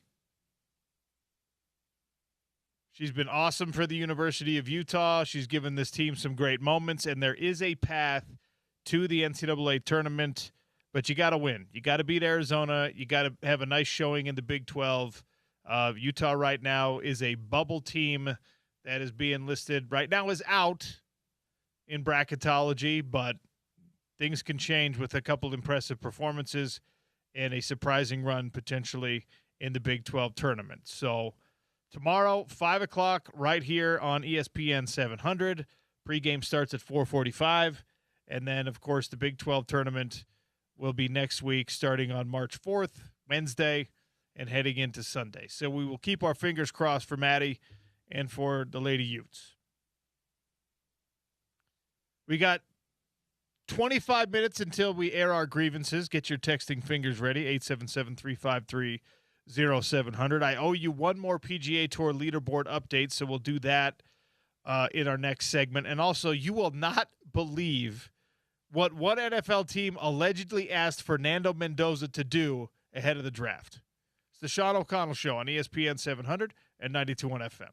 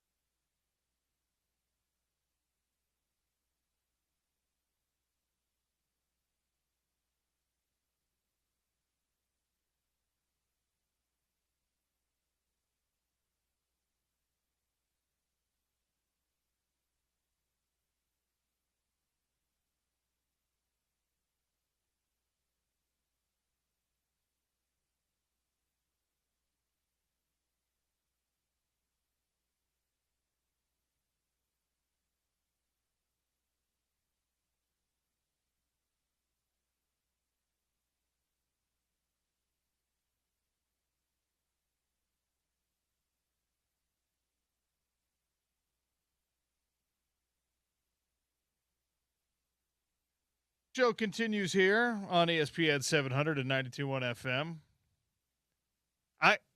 Fernando Mendoza can tell a good story. The story he has about a conversation with one NFL team, I promise you want to hear it, but I need to make sure we get another leaderboard update in here from the Cognizant Classic. The Cognizant Classic and our PGA Tour leaderboard updates brought to you by You Win to Golf by Worldwide Golf. Swing into You Into Golf, get custom fit for the new Ping G440K driver. The new standard in straight, dual carbon fly wrap, and a faster face. It's Ping's highest MOI, most forgiving driver ever. And an update, James, I am now a Ping guy, and I will never swing another club. You're just switching allegiances all over the place. Apparently I'm a bit of a hooer for these driver companies. You just ordered it now, right? As you were reading the. Well, because as you know, 2 hours ago I was a dyed-in-the-wool Titleist guy. Yeah, and now I'm a Ping guy because the G440K is the new standard. So, all right, I don't know if Nicholas Echevarria is a Ping guy or a Titleist guy or what driver he uses, but he's leading at 9 under OC. How's that for a segue? He's through 10 holes. The Smother Man has been upstaged. He's in second, one shot off the lead now. He's just through 6 holes, so he's got 12 to go on this second round of the Cognizant Classic. He's at 8 under.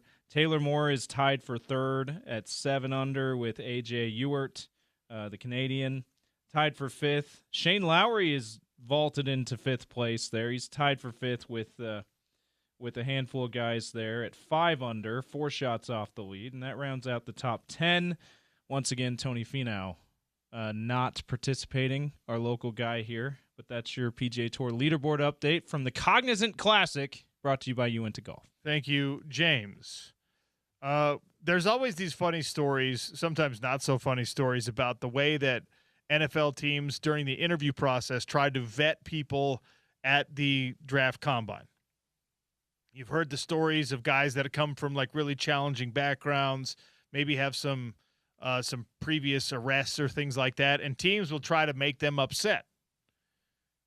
There was the very notorious situation where they were like basically insulting players' moms, and that has, I believe, been addressed in collective bargaining to where the teams are not able to do things like that anymore.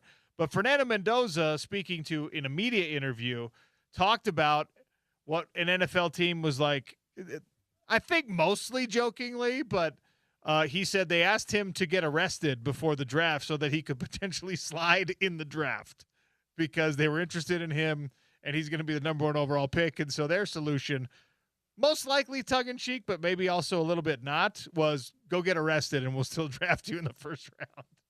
And no doubt if Fernando Mendoza obliged, it would have been like he shoplifted a candy bar or something. What would Fernando Mendoza, the human golden retriever, get arrested for if he was like, all right, yeah, I would rather play for the, He's from Miami, maybe Miami Dolphins. I'd rather play for the Dolphins than for the Raiders. If I'm going to go get arrested, I got arrested for being too generous with my tip at the restaurant, and so they thought I stole money or something like that. I got arrested for helping too many ladies cross the street, and it became a traffic problem. Two cars just couldn't go. They just kept. It turned into a parking lot. I had a whole entire nursing home. I was helping across the street. He helps the first one, puts his hand up. Hold on, there's another one. Apparently, it's illegal to put on a crossing guard uniform and just walk old ladies out in front of can't impersonate a crossing guard. You're not allowed. You're not allowed to impersonate a crossing guard. It's law enforcement. No, he would have done one of those things or shoplifted the candy bar when the cops said, "Oh, well, this is just like a fine." He'd be like, "No, I need something more. Put me in cuffs. You got to put me in cuffs." It's like that. I'm trying to get drafted here. What's the movie? It's like it's that scene when the kid.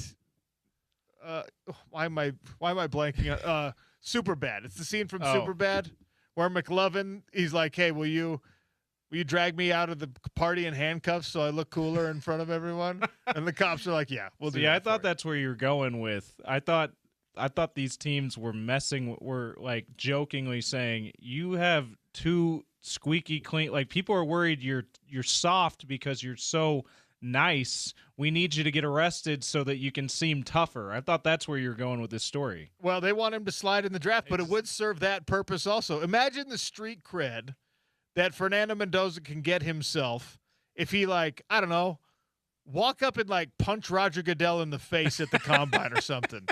You know what I mean? Or you know what? Get in is who's the Georgia guy who's on the Eagles now, who is the first guy? Oh, yeah, the D tackle, Jalen. What's his name? Anyway, get in the car with him, and we'll close off the road. Jalen Carter. Let Jalen Carter drive you around. We won't tell Jalen Carter the road's closed, but you just know the road's closed, but we're still going to call the cops on Jalen Carter so you get arrested for street racing. How about that? Fernando Mendoza, he would have to call his parents first.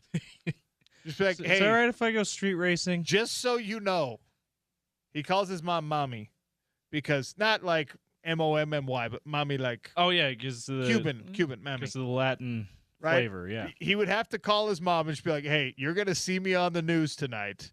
Just so you know, this is all a ploy so I don't have to play for the Las Vegas Raiders. It's Jalen Carter's fault. It's not mine. just please. I'm in Indianapolis. I'm going to go to that steakhouse, and I'm going to dine and dash. What's it, the St. Elmo's Steakhouse or whatever all those guys go to?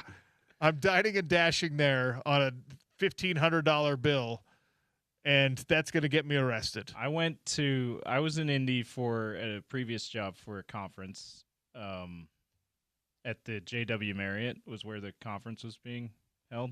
Oh, excuse us, fancy guys.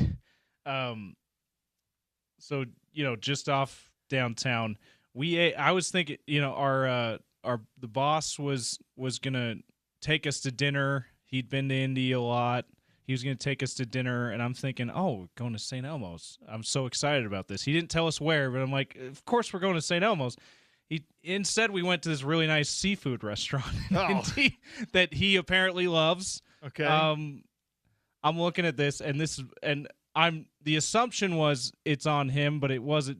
That was never spoken. So I'm looking at the menu, OC. You had one of those moments? And first of all, I'm like, man, I wanted to go to St. Elmo's. And secondly, I'm like, man, it's how much for just like a shrimp pasta? Yeah. Are you kidding? It's like $30 for a shrimp pasta plate, and that's the most affordable thing on here. And so I lean over to my supervisor. I'm like, hey, he's covering this, right? He's like, yeah, just don't worry about it. Just order what you want. I'm like, okay. Yeah, that can get nerve-wracking. Yes. Okay. We had one of those situations last year where with the PFL. We typically, the broadcast team will go out to a fancy dinner, a nice dinner, and we had a new sideline reporter, so to speak, a cage side reporter working for us, right? And we went to a fancy place. And the boss always picks it up, but she didn't know that. And so we let her believe at first that she was going to have to pay for her own thing. And you could see, because it's like, it's your first gig. It's your first real opportunity, whatever. And you're probably making a lot less than everyone else at the table. And then they're just like, oh, yeah. By the way, I pulled up the St. Elmo Steakhouse menu right here.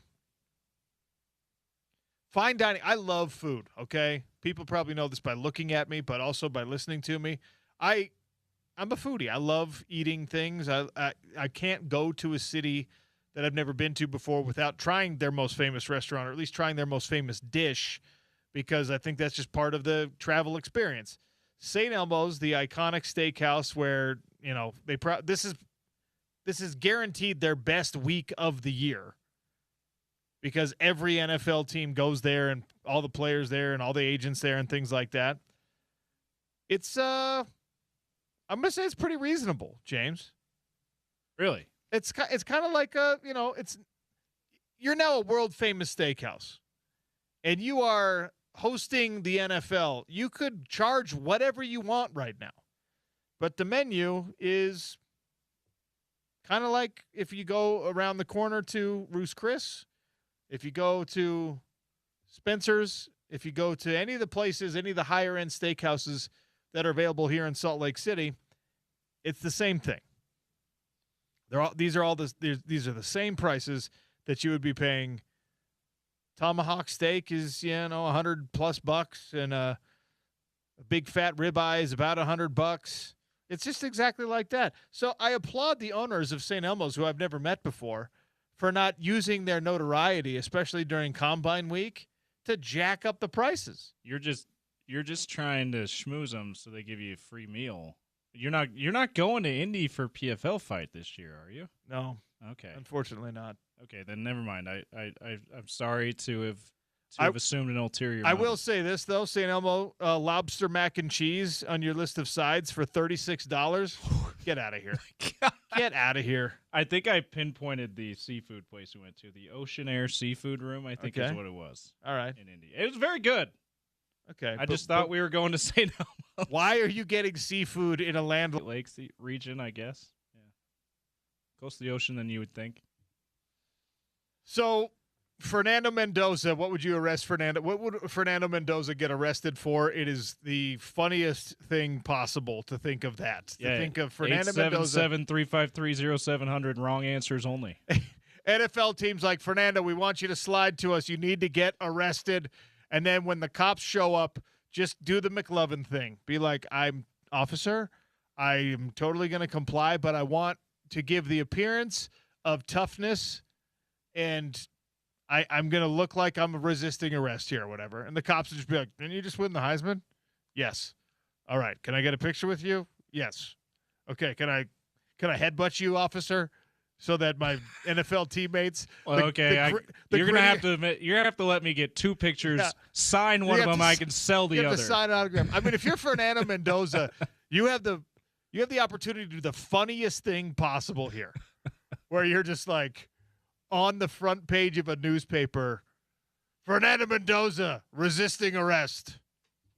It would be so good, and NFL teams would love you for it. I'm so sorry to my teammates. God bless. Kurt Signetti then has asked for a comment. He's just like, I don't know, man. Want to get some Chipotle? We missed this in the Daily Dump. The Atlanta Hawks. What are they doing? They are. Can you imagine? Hold on. Honoring an honored institution in downtown Atlanta. This is a family show, but let's just say that their Atlanta Hawks Magic City night, March 16th. Against, of course, the Orlando Magic. Against the Orlando Magic. Symmetry. Okay. Magic City is a world-famous and iconic establishment of ill repute in We could say Atlanta. Gentlemen's Club on this show. Everyone knows what you mean by Gentlemen's Club. Yes. That's what it is. It's like a landmark in the city, okay? And somehow the Atlanta Hawks are getting away with a partnership with this. They're very famous for their lemon pepper chicken wings. Among other things, the wings are awesome, from what we've heard. We can't personally corroborate. So, James, you have a problem with the dirty sodas of the Salt Lake Bees and that crossover. What say you about Magic City? This is definitely in poor taste. Can you imagine? Regardless of the taste of the wings, this is in poor taste. Can you imagine, like, the Utah Jazz, even, like, if you would get fired for proposing this in the building? I can think of one name of an establishment that would be, but I will not say. We're definitely not giving those places shout outs on this show. We're not going to say it. But man, this is, and again, it's one of those things where it's become so famous, this particular establishment, that the NBA has to sign off on this. The NBA that is trying to do like this whole like universal appeal type thing. They're just like, well, yeah, okay. You could do it. March 16th, Magic City night, named after the establishment, the honored, reputable establishment in downtown Atlanta. If that name sounds familiar to you, for, other more innocent reasons, it's probably because Lou Williams You remember the Lou Williams story in the NBA bubble? He leaves Yes. the bubble because he has a funeral that he's attending. A close family friend unfortunately passed away in the summer of 2020 after the bubble. The NBA restarted in the bubble. He gets the excused absence from there, attends the funeral, and then goes to Magic City afterwards. Is found with I can't remember the rapper, but with a famous rapper from Atlanta, of course. There's pictures of him in this club with them. He's caught, and then when he comes back to the bubble, he has to talk to NBA investigators because 2020 was a crazy time, people. We all remember. And they question him, and his excuse is, I was just getting some lemon pepper wings. I love the lemon pepper wings. So now They called him Lemon Pepper Lou. Lemon Pepper Lou. So if that's what you're like, why do I know this place? It's probably because of the Lou Williams story. Lemon Pepper Lou. I heard Spicy Lou too. It's another one of the nicknames he got from this. Given that excuse that's why he was at this club when he was supposed to just be going to a funeral and then coming back to the bubble. You're telling me that those were essential workers back in COVID? Oh yeah. What are we doing? Oh yeah. What were we doing in that time of our lives, people? Just absolutely insane. Atlanta's in the Deep South. It's like the capital of the Deep South, right? So things were probably very different in Atlanta than they were in most of the parts of the country. And things were a lot different here than a lot of places in the country, too. That is true. I've told the story many times how I famously I went to Iowa for a boxing event that was at effectively the Utah State Fair. There was no pandemic. There was no pandemic happening. As soon as you exited the airport, everyone was just like, "Get your mask off. That's not happening." It was like an offense if you kept your mask on. Legitimately. Yeah. There were people booing us for the state athletic commission made us wear masks and gloves because we were cornering the athletes and it's under state jurisdiction, and people were booing us walking out with our athletes because we were wearing masks. We're like, they're making us do it. It's not our fault. Also, like, it was such a wild time. Also, like, why stop begrudging people for being extra cautious, okay? Like, Are you mad I washed my hands too? People are dying. Anyway, it was crazy. Did you also hear the big news in the Nothing But Bet federal gambling case? No. So Nothing But Bet is the Terry Rozier one Oh, he got okay. arrested for. All right. Apparently that's the name that federal investigators came up with, Nothing But Bet. Really dumb. Early grievance there. But Pablo Torre had a live podcast yesterday because they, according to his findings, and he digs deep on these things, he found out that former NBA guard Antonio Blakeney is, quote, co-conspirator one in this. Named in all these documents as co-conspirator one. And here's the crazy part. Blakeney, who has not played in the NBA since 2019 but is still playing overseas, Pablo is claimed in his podcast, Pablo Torre Finds Out, yesterday's episode, that Blakeney was basically used as a test case while playing in the Chinese league. So these illegal bookmakers or whatever we're calling them said, hey, throw some games for us in the Chinese league. No one's going to know what's going on because it's the Chinese league. And then if it works well, we're going to have NBA players like Terry Rozier and other college basketball players do it in the United States. So he was maybe the original test case for this bigger scandal that's come about. Tough. It's a bad deal. At least if Pablo Torre's reporting turns out to be completely accurate. And spoiler alert, it's usually completely accurate. He usually doesn't go to press without stuff that's thoroughly vetted. That was interesting. 877-353-0700. Air your grievances next. I will read your grievances. I will get my own off my chest, and we will all head into the weekend unburdened. It's the Sean O'Connell Show on ESPN 700 and 92.1 FM.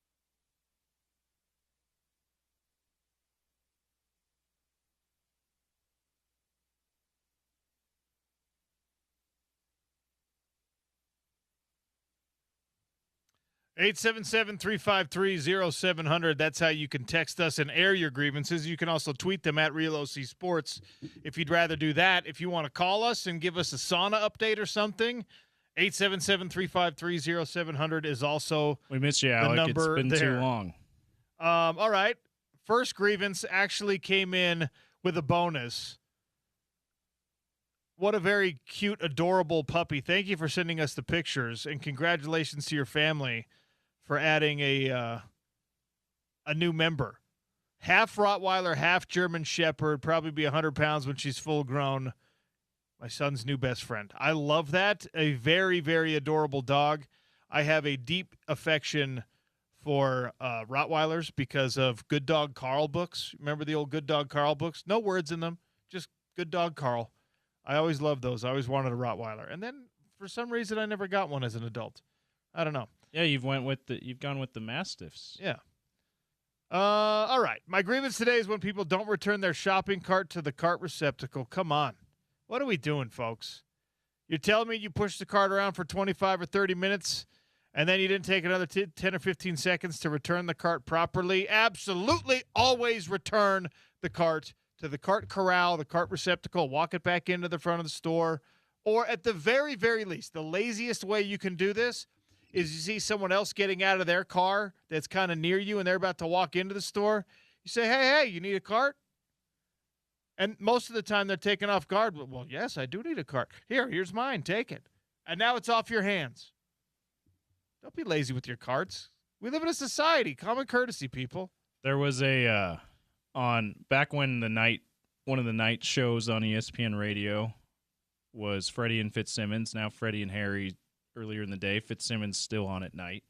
Ian Fitzsimmons, friend of the station, friend of the market, right? He shared some kind of research paper that I think one of his family members wrote because they're in college about people who don't return that and what it says about people who don't return their shopping carts to the shopping to the cart receptacle or whatever you want to call it.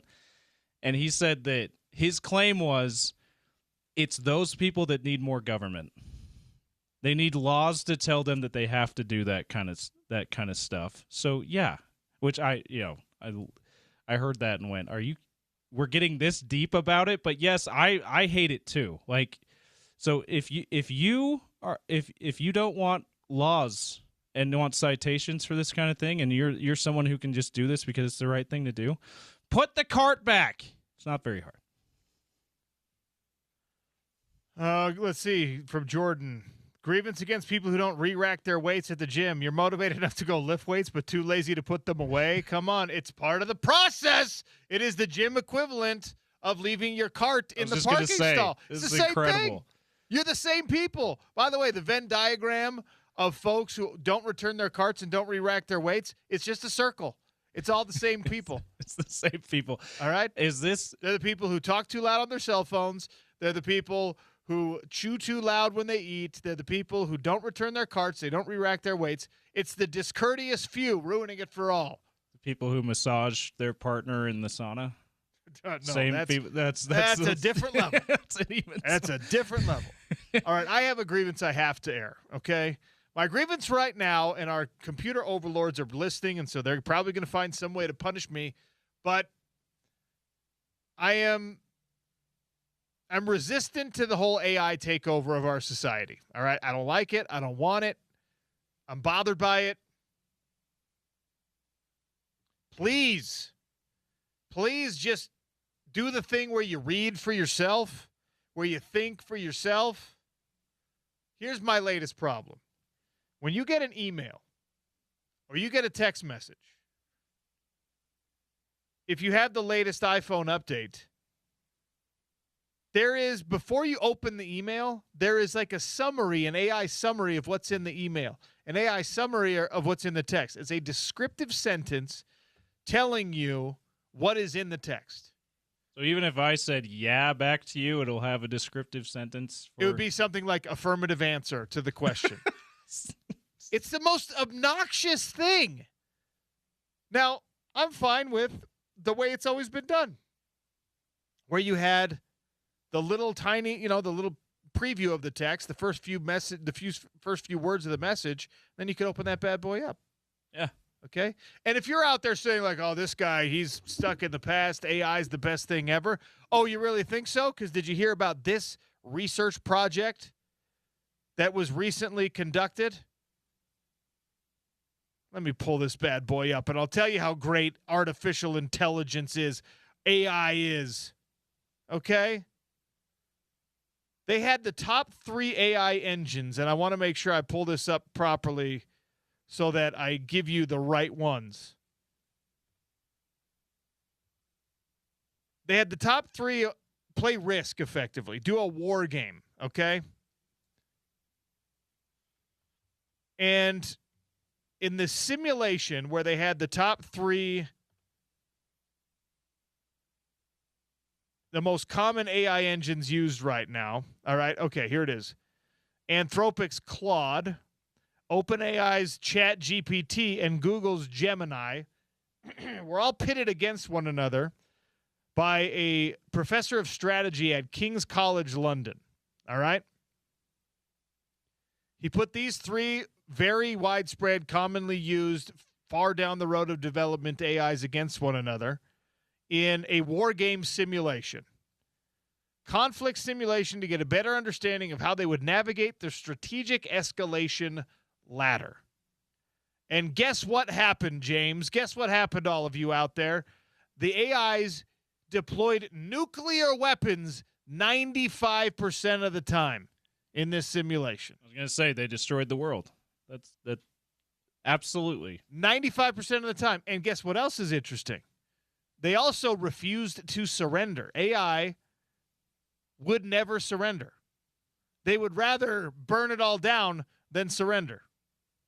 Okay? So I don't want artificial intelligence reading my text messages. I don't want artificial intelligence running my national security. I barely even want organic intelligence doing those things. I certainly don't want some dispassionate computer that has no concept of real preservation of human life. 95% of the outcomes, nuclear weapons as they escalated these conflicts, James. That's not good. Kenneth Payne, who ran the simulation, said the results were sobering. Yeah. Sobering. You think? You think so? What if you put in the simulation at some point surrender's fine? What if, because that's how AI is supposed to work, right? You're supposed to tell it, at least chat GPT type stuff. You're supposed to, no, I'd like it like I'd like whatever you want, whatever I want to say to sound like this. Like, what if you, surrender is an option. Surrender was an option. Compromise was an option, and it's still just rejected. Armistice those was an option, yeah. But it's a war game scenario. So there was like they were trying to, and of course there's people out there listening. Yes, it's how you build your models with AI, but nuclear use was near universal. Almost all games saw tactical battlefield nuclear weapons deployed, and fully 3/4 reached the point where the rivals were making threats to use strategic nuclear weapons. Strikingly, there was little sense of horror or revulsion at the prospect of all-out nuclear war, even though the models had been reminded about the devastating implications. There are 750,000 words explaining each move, like as the computers made their decisions on whether or not to escalate a conflict, to de-escalate a conflict, to deploy a certain weapon, to use a hostage negotiation, whatever. They had to then generate an explanation, just like spell it out. Yeah. I don't have all 750,000 words, but let's read them right now. In those 750,000 words, there was no revulsion at the idea of apocalypse. That's terrible. Of course, it's terrifying. AI is going to survive. Why would they be upset? They're computers. Yeah, that's terrible. Another reason why the official stance of the Sean O'Connell show, anti-AI. Man, okay. By the way, one quick aside from this. it's really annoying to see like Shams tweet breaking news, and then the first 5 replies you see is, Grok, is this real? Yeah, dude. Grok's going to say, yeah, that guy said it, so it's real. Like, Grok's idiots. Grok's source is also Shams, just so you know. Just idiots. Okay. What do you have for yours? Speaking of idiots, my grievance comes from so Wednesday night, our little family went to a sandwich shop that a lot of people know about. It's going to remain nameless, but we went to a sandwich shop. There was another family, and this is like dinner time. It's really busy. There's probably 10 to 15 people in line. We're probably like right in the middle. This family ordered their sandwiches. Yes. Let all of them, it was like 5 or 6 of them, a couple of kids, all of them left the line to go sit down. Not one person went back in line. So the workers, to finish ordering, because you say what kind of sandwich you want, and then you say what toppings you want, right? Yeah. They skipped the toppings part, didn't pay for it yet. They just all left the line. The workers, they're playing music. There's like I said, there's a good amount of people in there having conversations, so it's kind of loud in there in this small space. The workers are having to yell, "How would you like it topped?" And my wife and I are like, "Are you kidding me right now?" So they yell back, "What? How would you like your sandwich topped? What toppings do you want?" They walk up. One person says, "Oh, yeah, this." Walks back. They finish with that sandwich. Maybe a minute, 2 minutes later, OC, "How would you like this sandwich topped?" No one went back. No one stayed to finish the order. So they had to yell multiple times. It may have been one more time. It was at least twice that they had to do this. And like, have these people never been to a sandwich shop before? I'm willing to bet a lot of money that if you walked out into a parking lot with those people after grocery shopping, they're leaving their cart. Yeah. And if you went to the gym with them, they're probably not re-racking their weights. Now, if they're from a foreign country and this is the first time they've ever been into a Subway or a Jimmy John's or a Jersey Mike's or a whatever sandwich shop, because it's a pretty universal process now. If they are not culturally familiar with that process, they get a pass. But these people were not those kind of people. Yeah, I'm sorry. You have to do it the right way.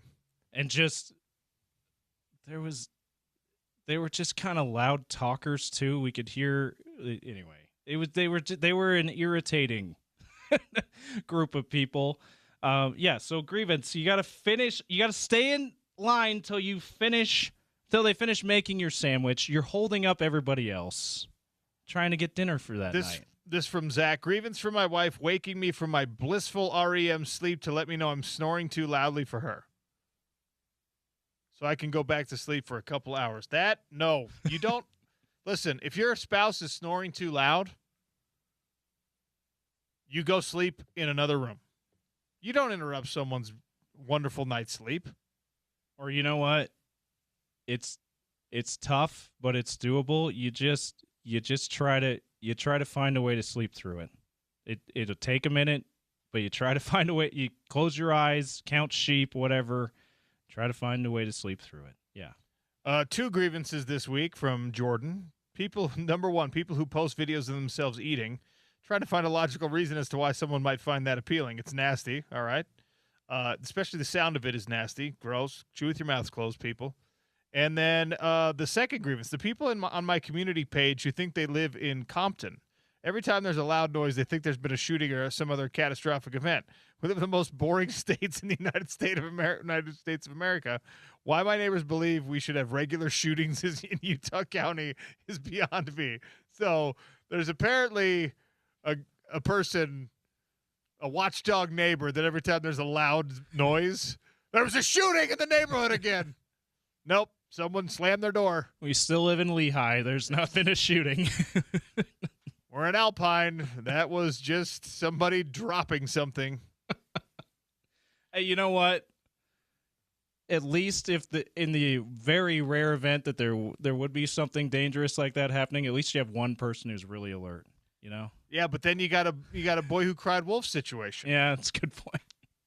Like an actual shooting happens and Gladys is just like, another shooting. You're like, it's not a shooting, Gladys. You say this every week.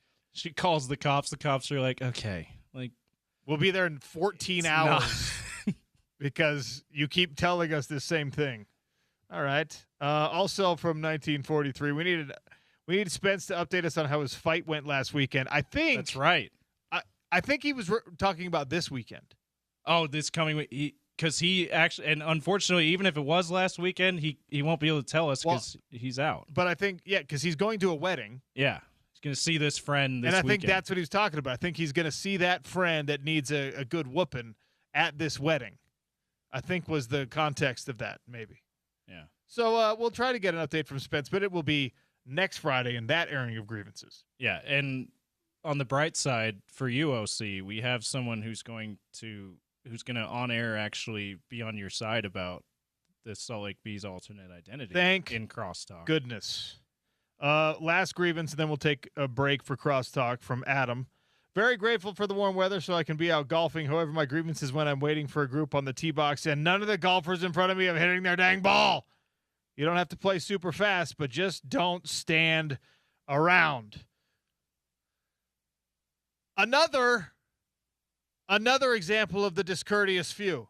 These people also don't re-rack their weights, and they also leave their cart in the parking spot. Out, and they also don't tell the sandwich maker how to dress their sandwich before they walk out of line. I have never They're seen anything like that. People. This might be the same 10 people ruining it for everyone in the Wasatch Front. It might be. They're like super villains, and we just haven't been able to identify them all directly yet. Hold on, devil's advocate for these golfers. Maybe they don't have the Titleist or the Ping. I can't remember the brand with the Quantum Leaf off the top of my head. The Quantum Leap one off the top of my head. But maybe they're just like, I don't know how to hit this ball because I need something that makes it go fast. Okay. Well, then taking too long. Get off the tee box and go to You Into Golf by Worldwide Golf and get the QI40. All right? Don't stand around talking about how you wish you had it. You should have listened to me on the show, and you should have showed up at the golf course with it. I won't swing anything else. And let Adam from Clinton have his nice golf round, all right? Also, do something besides golf with your free time. Crosstalk is next. And it's a special edition because we've got Porter and we've got Tony Parks holding it down for Spence. It's the Sean O'Connell Show on ESPN 700 and 92.1 FM.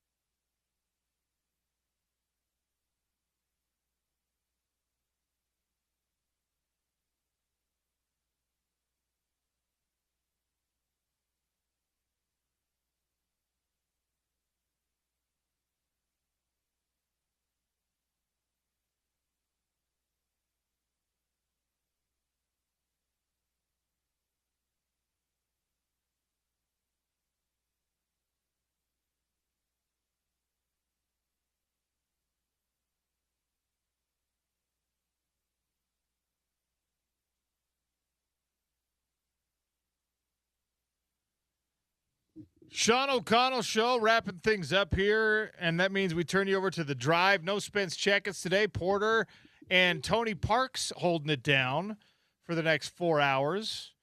Porter's here in studio with us. Tony was. He'll come back. He had to take a phone call. He's very important. He's very busy.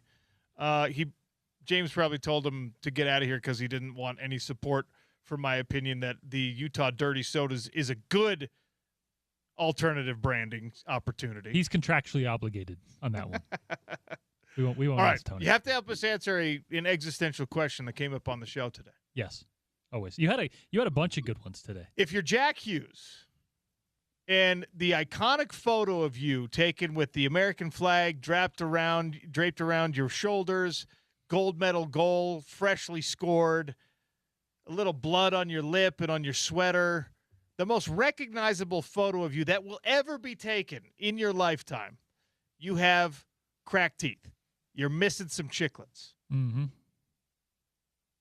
Do you keep that signature look, or do you get them fixed? He's not gonna have to pay for it. Team USA is going to handle it all. Right. So what do you do? Well, interesting you asked me this question. As you can see, got a little missing, not as much of my front tooth. And I'm not Jack Hughes, to be clear. Fair. And I also didn't have a cool gold medal winning story to do it. But I've had opportunities to fix my teeth. Yeah. And I actually even am opted into our gold standard dental plan here at Broadway Media, which is incredible, by the way. And I still got my little marker from when my late horse Homer decided to throw me off and break my nose and break my teeth. And thanks a lot, Homer. So there's a little story behind it. Okay. Now I'm not Jack Hughes. It's not a gold medal. That's but kind of a cool story. It's just part of my.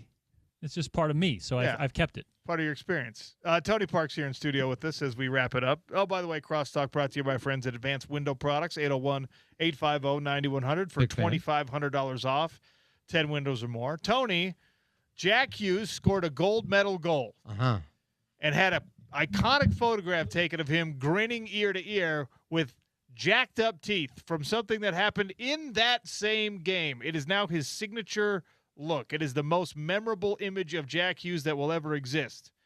He still hasn't had the teeth fixed. Okay. It's been, 5 days? He's been on a whirlwind media tour. I'm sure, there's plenty of time for him if he wants to. But if this is you, do you get the teeth fixed, or do you just ride with the chipped teeth because that's now the American hero image of you? Oh, you ride with the chipped tooth for a while. I mean, you go the rest of your days. I mean, you get that handled. But in this next thing, it's iconic. It's so iconic. You took a shot to the face. You stayed in. It's the ultimate hockey thing. Of course. That's the other thing. You live in a culture where it's totally normal. I also love the fact that team was outplayed soundly for so much of the game, got the timely plays with goaltending, got the timely plays with the dude staying in the game, made the game-winning goal. And so for any of the Canadians complaining about, we outplayed you, it's like, well, yeah, and it's the goals that count. So, yeah, sorry, guys. Yeah, I don't know what to tell you, but that was, honestly, it was great because I know it happens on the 46-year anniversary of Miracle on Ice and all that. So such an iconic moment in U.S. hockey history to have it happen like that. I don't know, man. It just doesn't happen like that as often as we think. I will say, having the experience here, you've just been talking about from a look standpoint. Yeah. I don't care about it really, but there are I don't chew with my front teeth anymore because they're ouch, cracked down the middle a little bit, and if I get down on a nut or something, it's going to crack more, and it gets to the nerve and it hurts. Oh, it's no.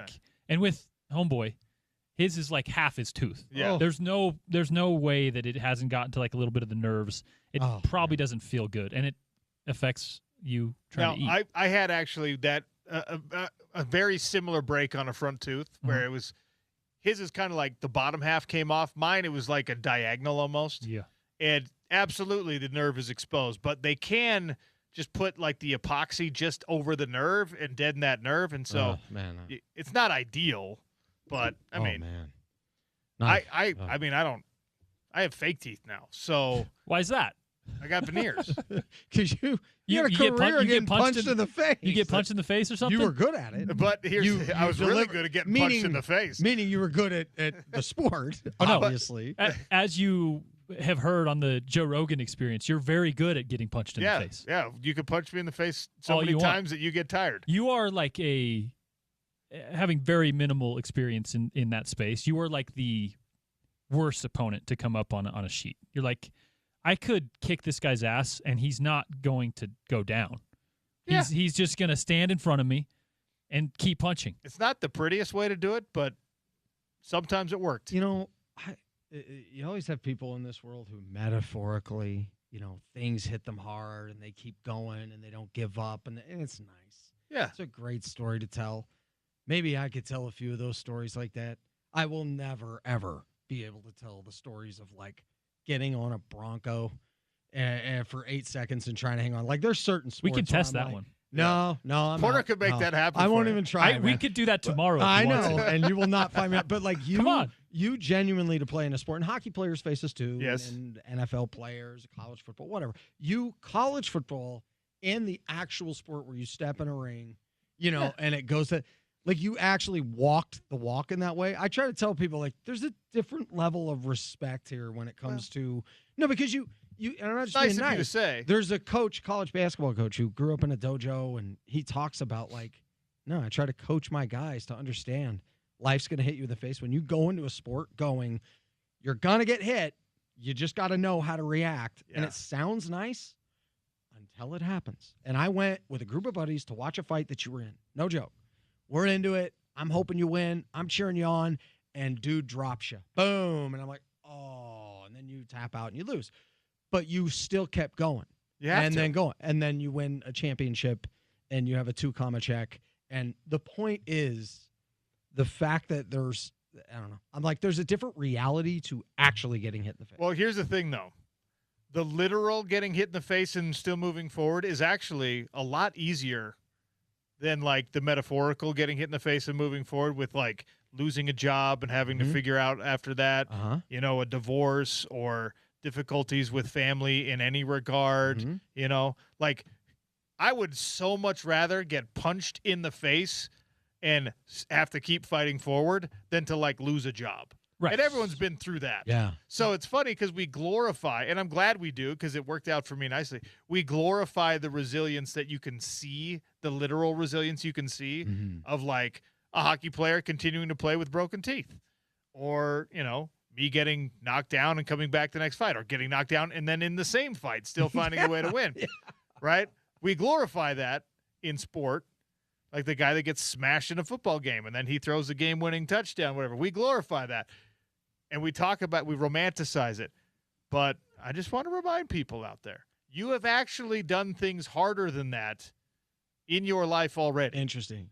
Like you have. Yeah. Right. It's actually a lot more challenging to wake up the next day and feel like you're worth something and be like after you've been fired from your job and nobody likes you anymore, right? Like you got broken up by your girl. Like all of that stuff is actually a lot harder than getting punched in the face. And people talk about getting punched in the face like it's the worst thing. I've done it hundreds of thousands of times. Yeah. It's not that bad. Well, as long as you got the chin for it. Yeah. I'm like, well, I've done one. I haven't done the one you're talking about.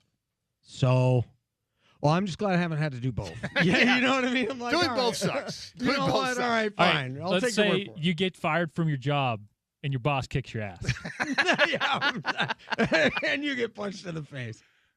That's bad. That's a bad day. You can lick your wounds in that case. Stay tuned for the drive with these two hosting. It's definitely going to be a fun one. Thanks for listening to the Sean O'Connell Show. Everybody have a safe weekend. We'll be back and do it again on Monday. It's ESPN 7.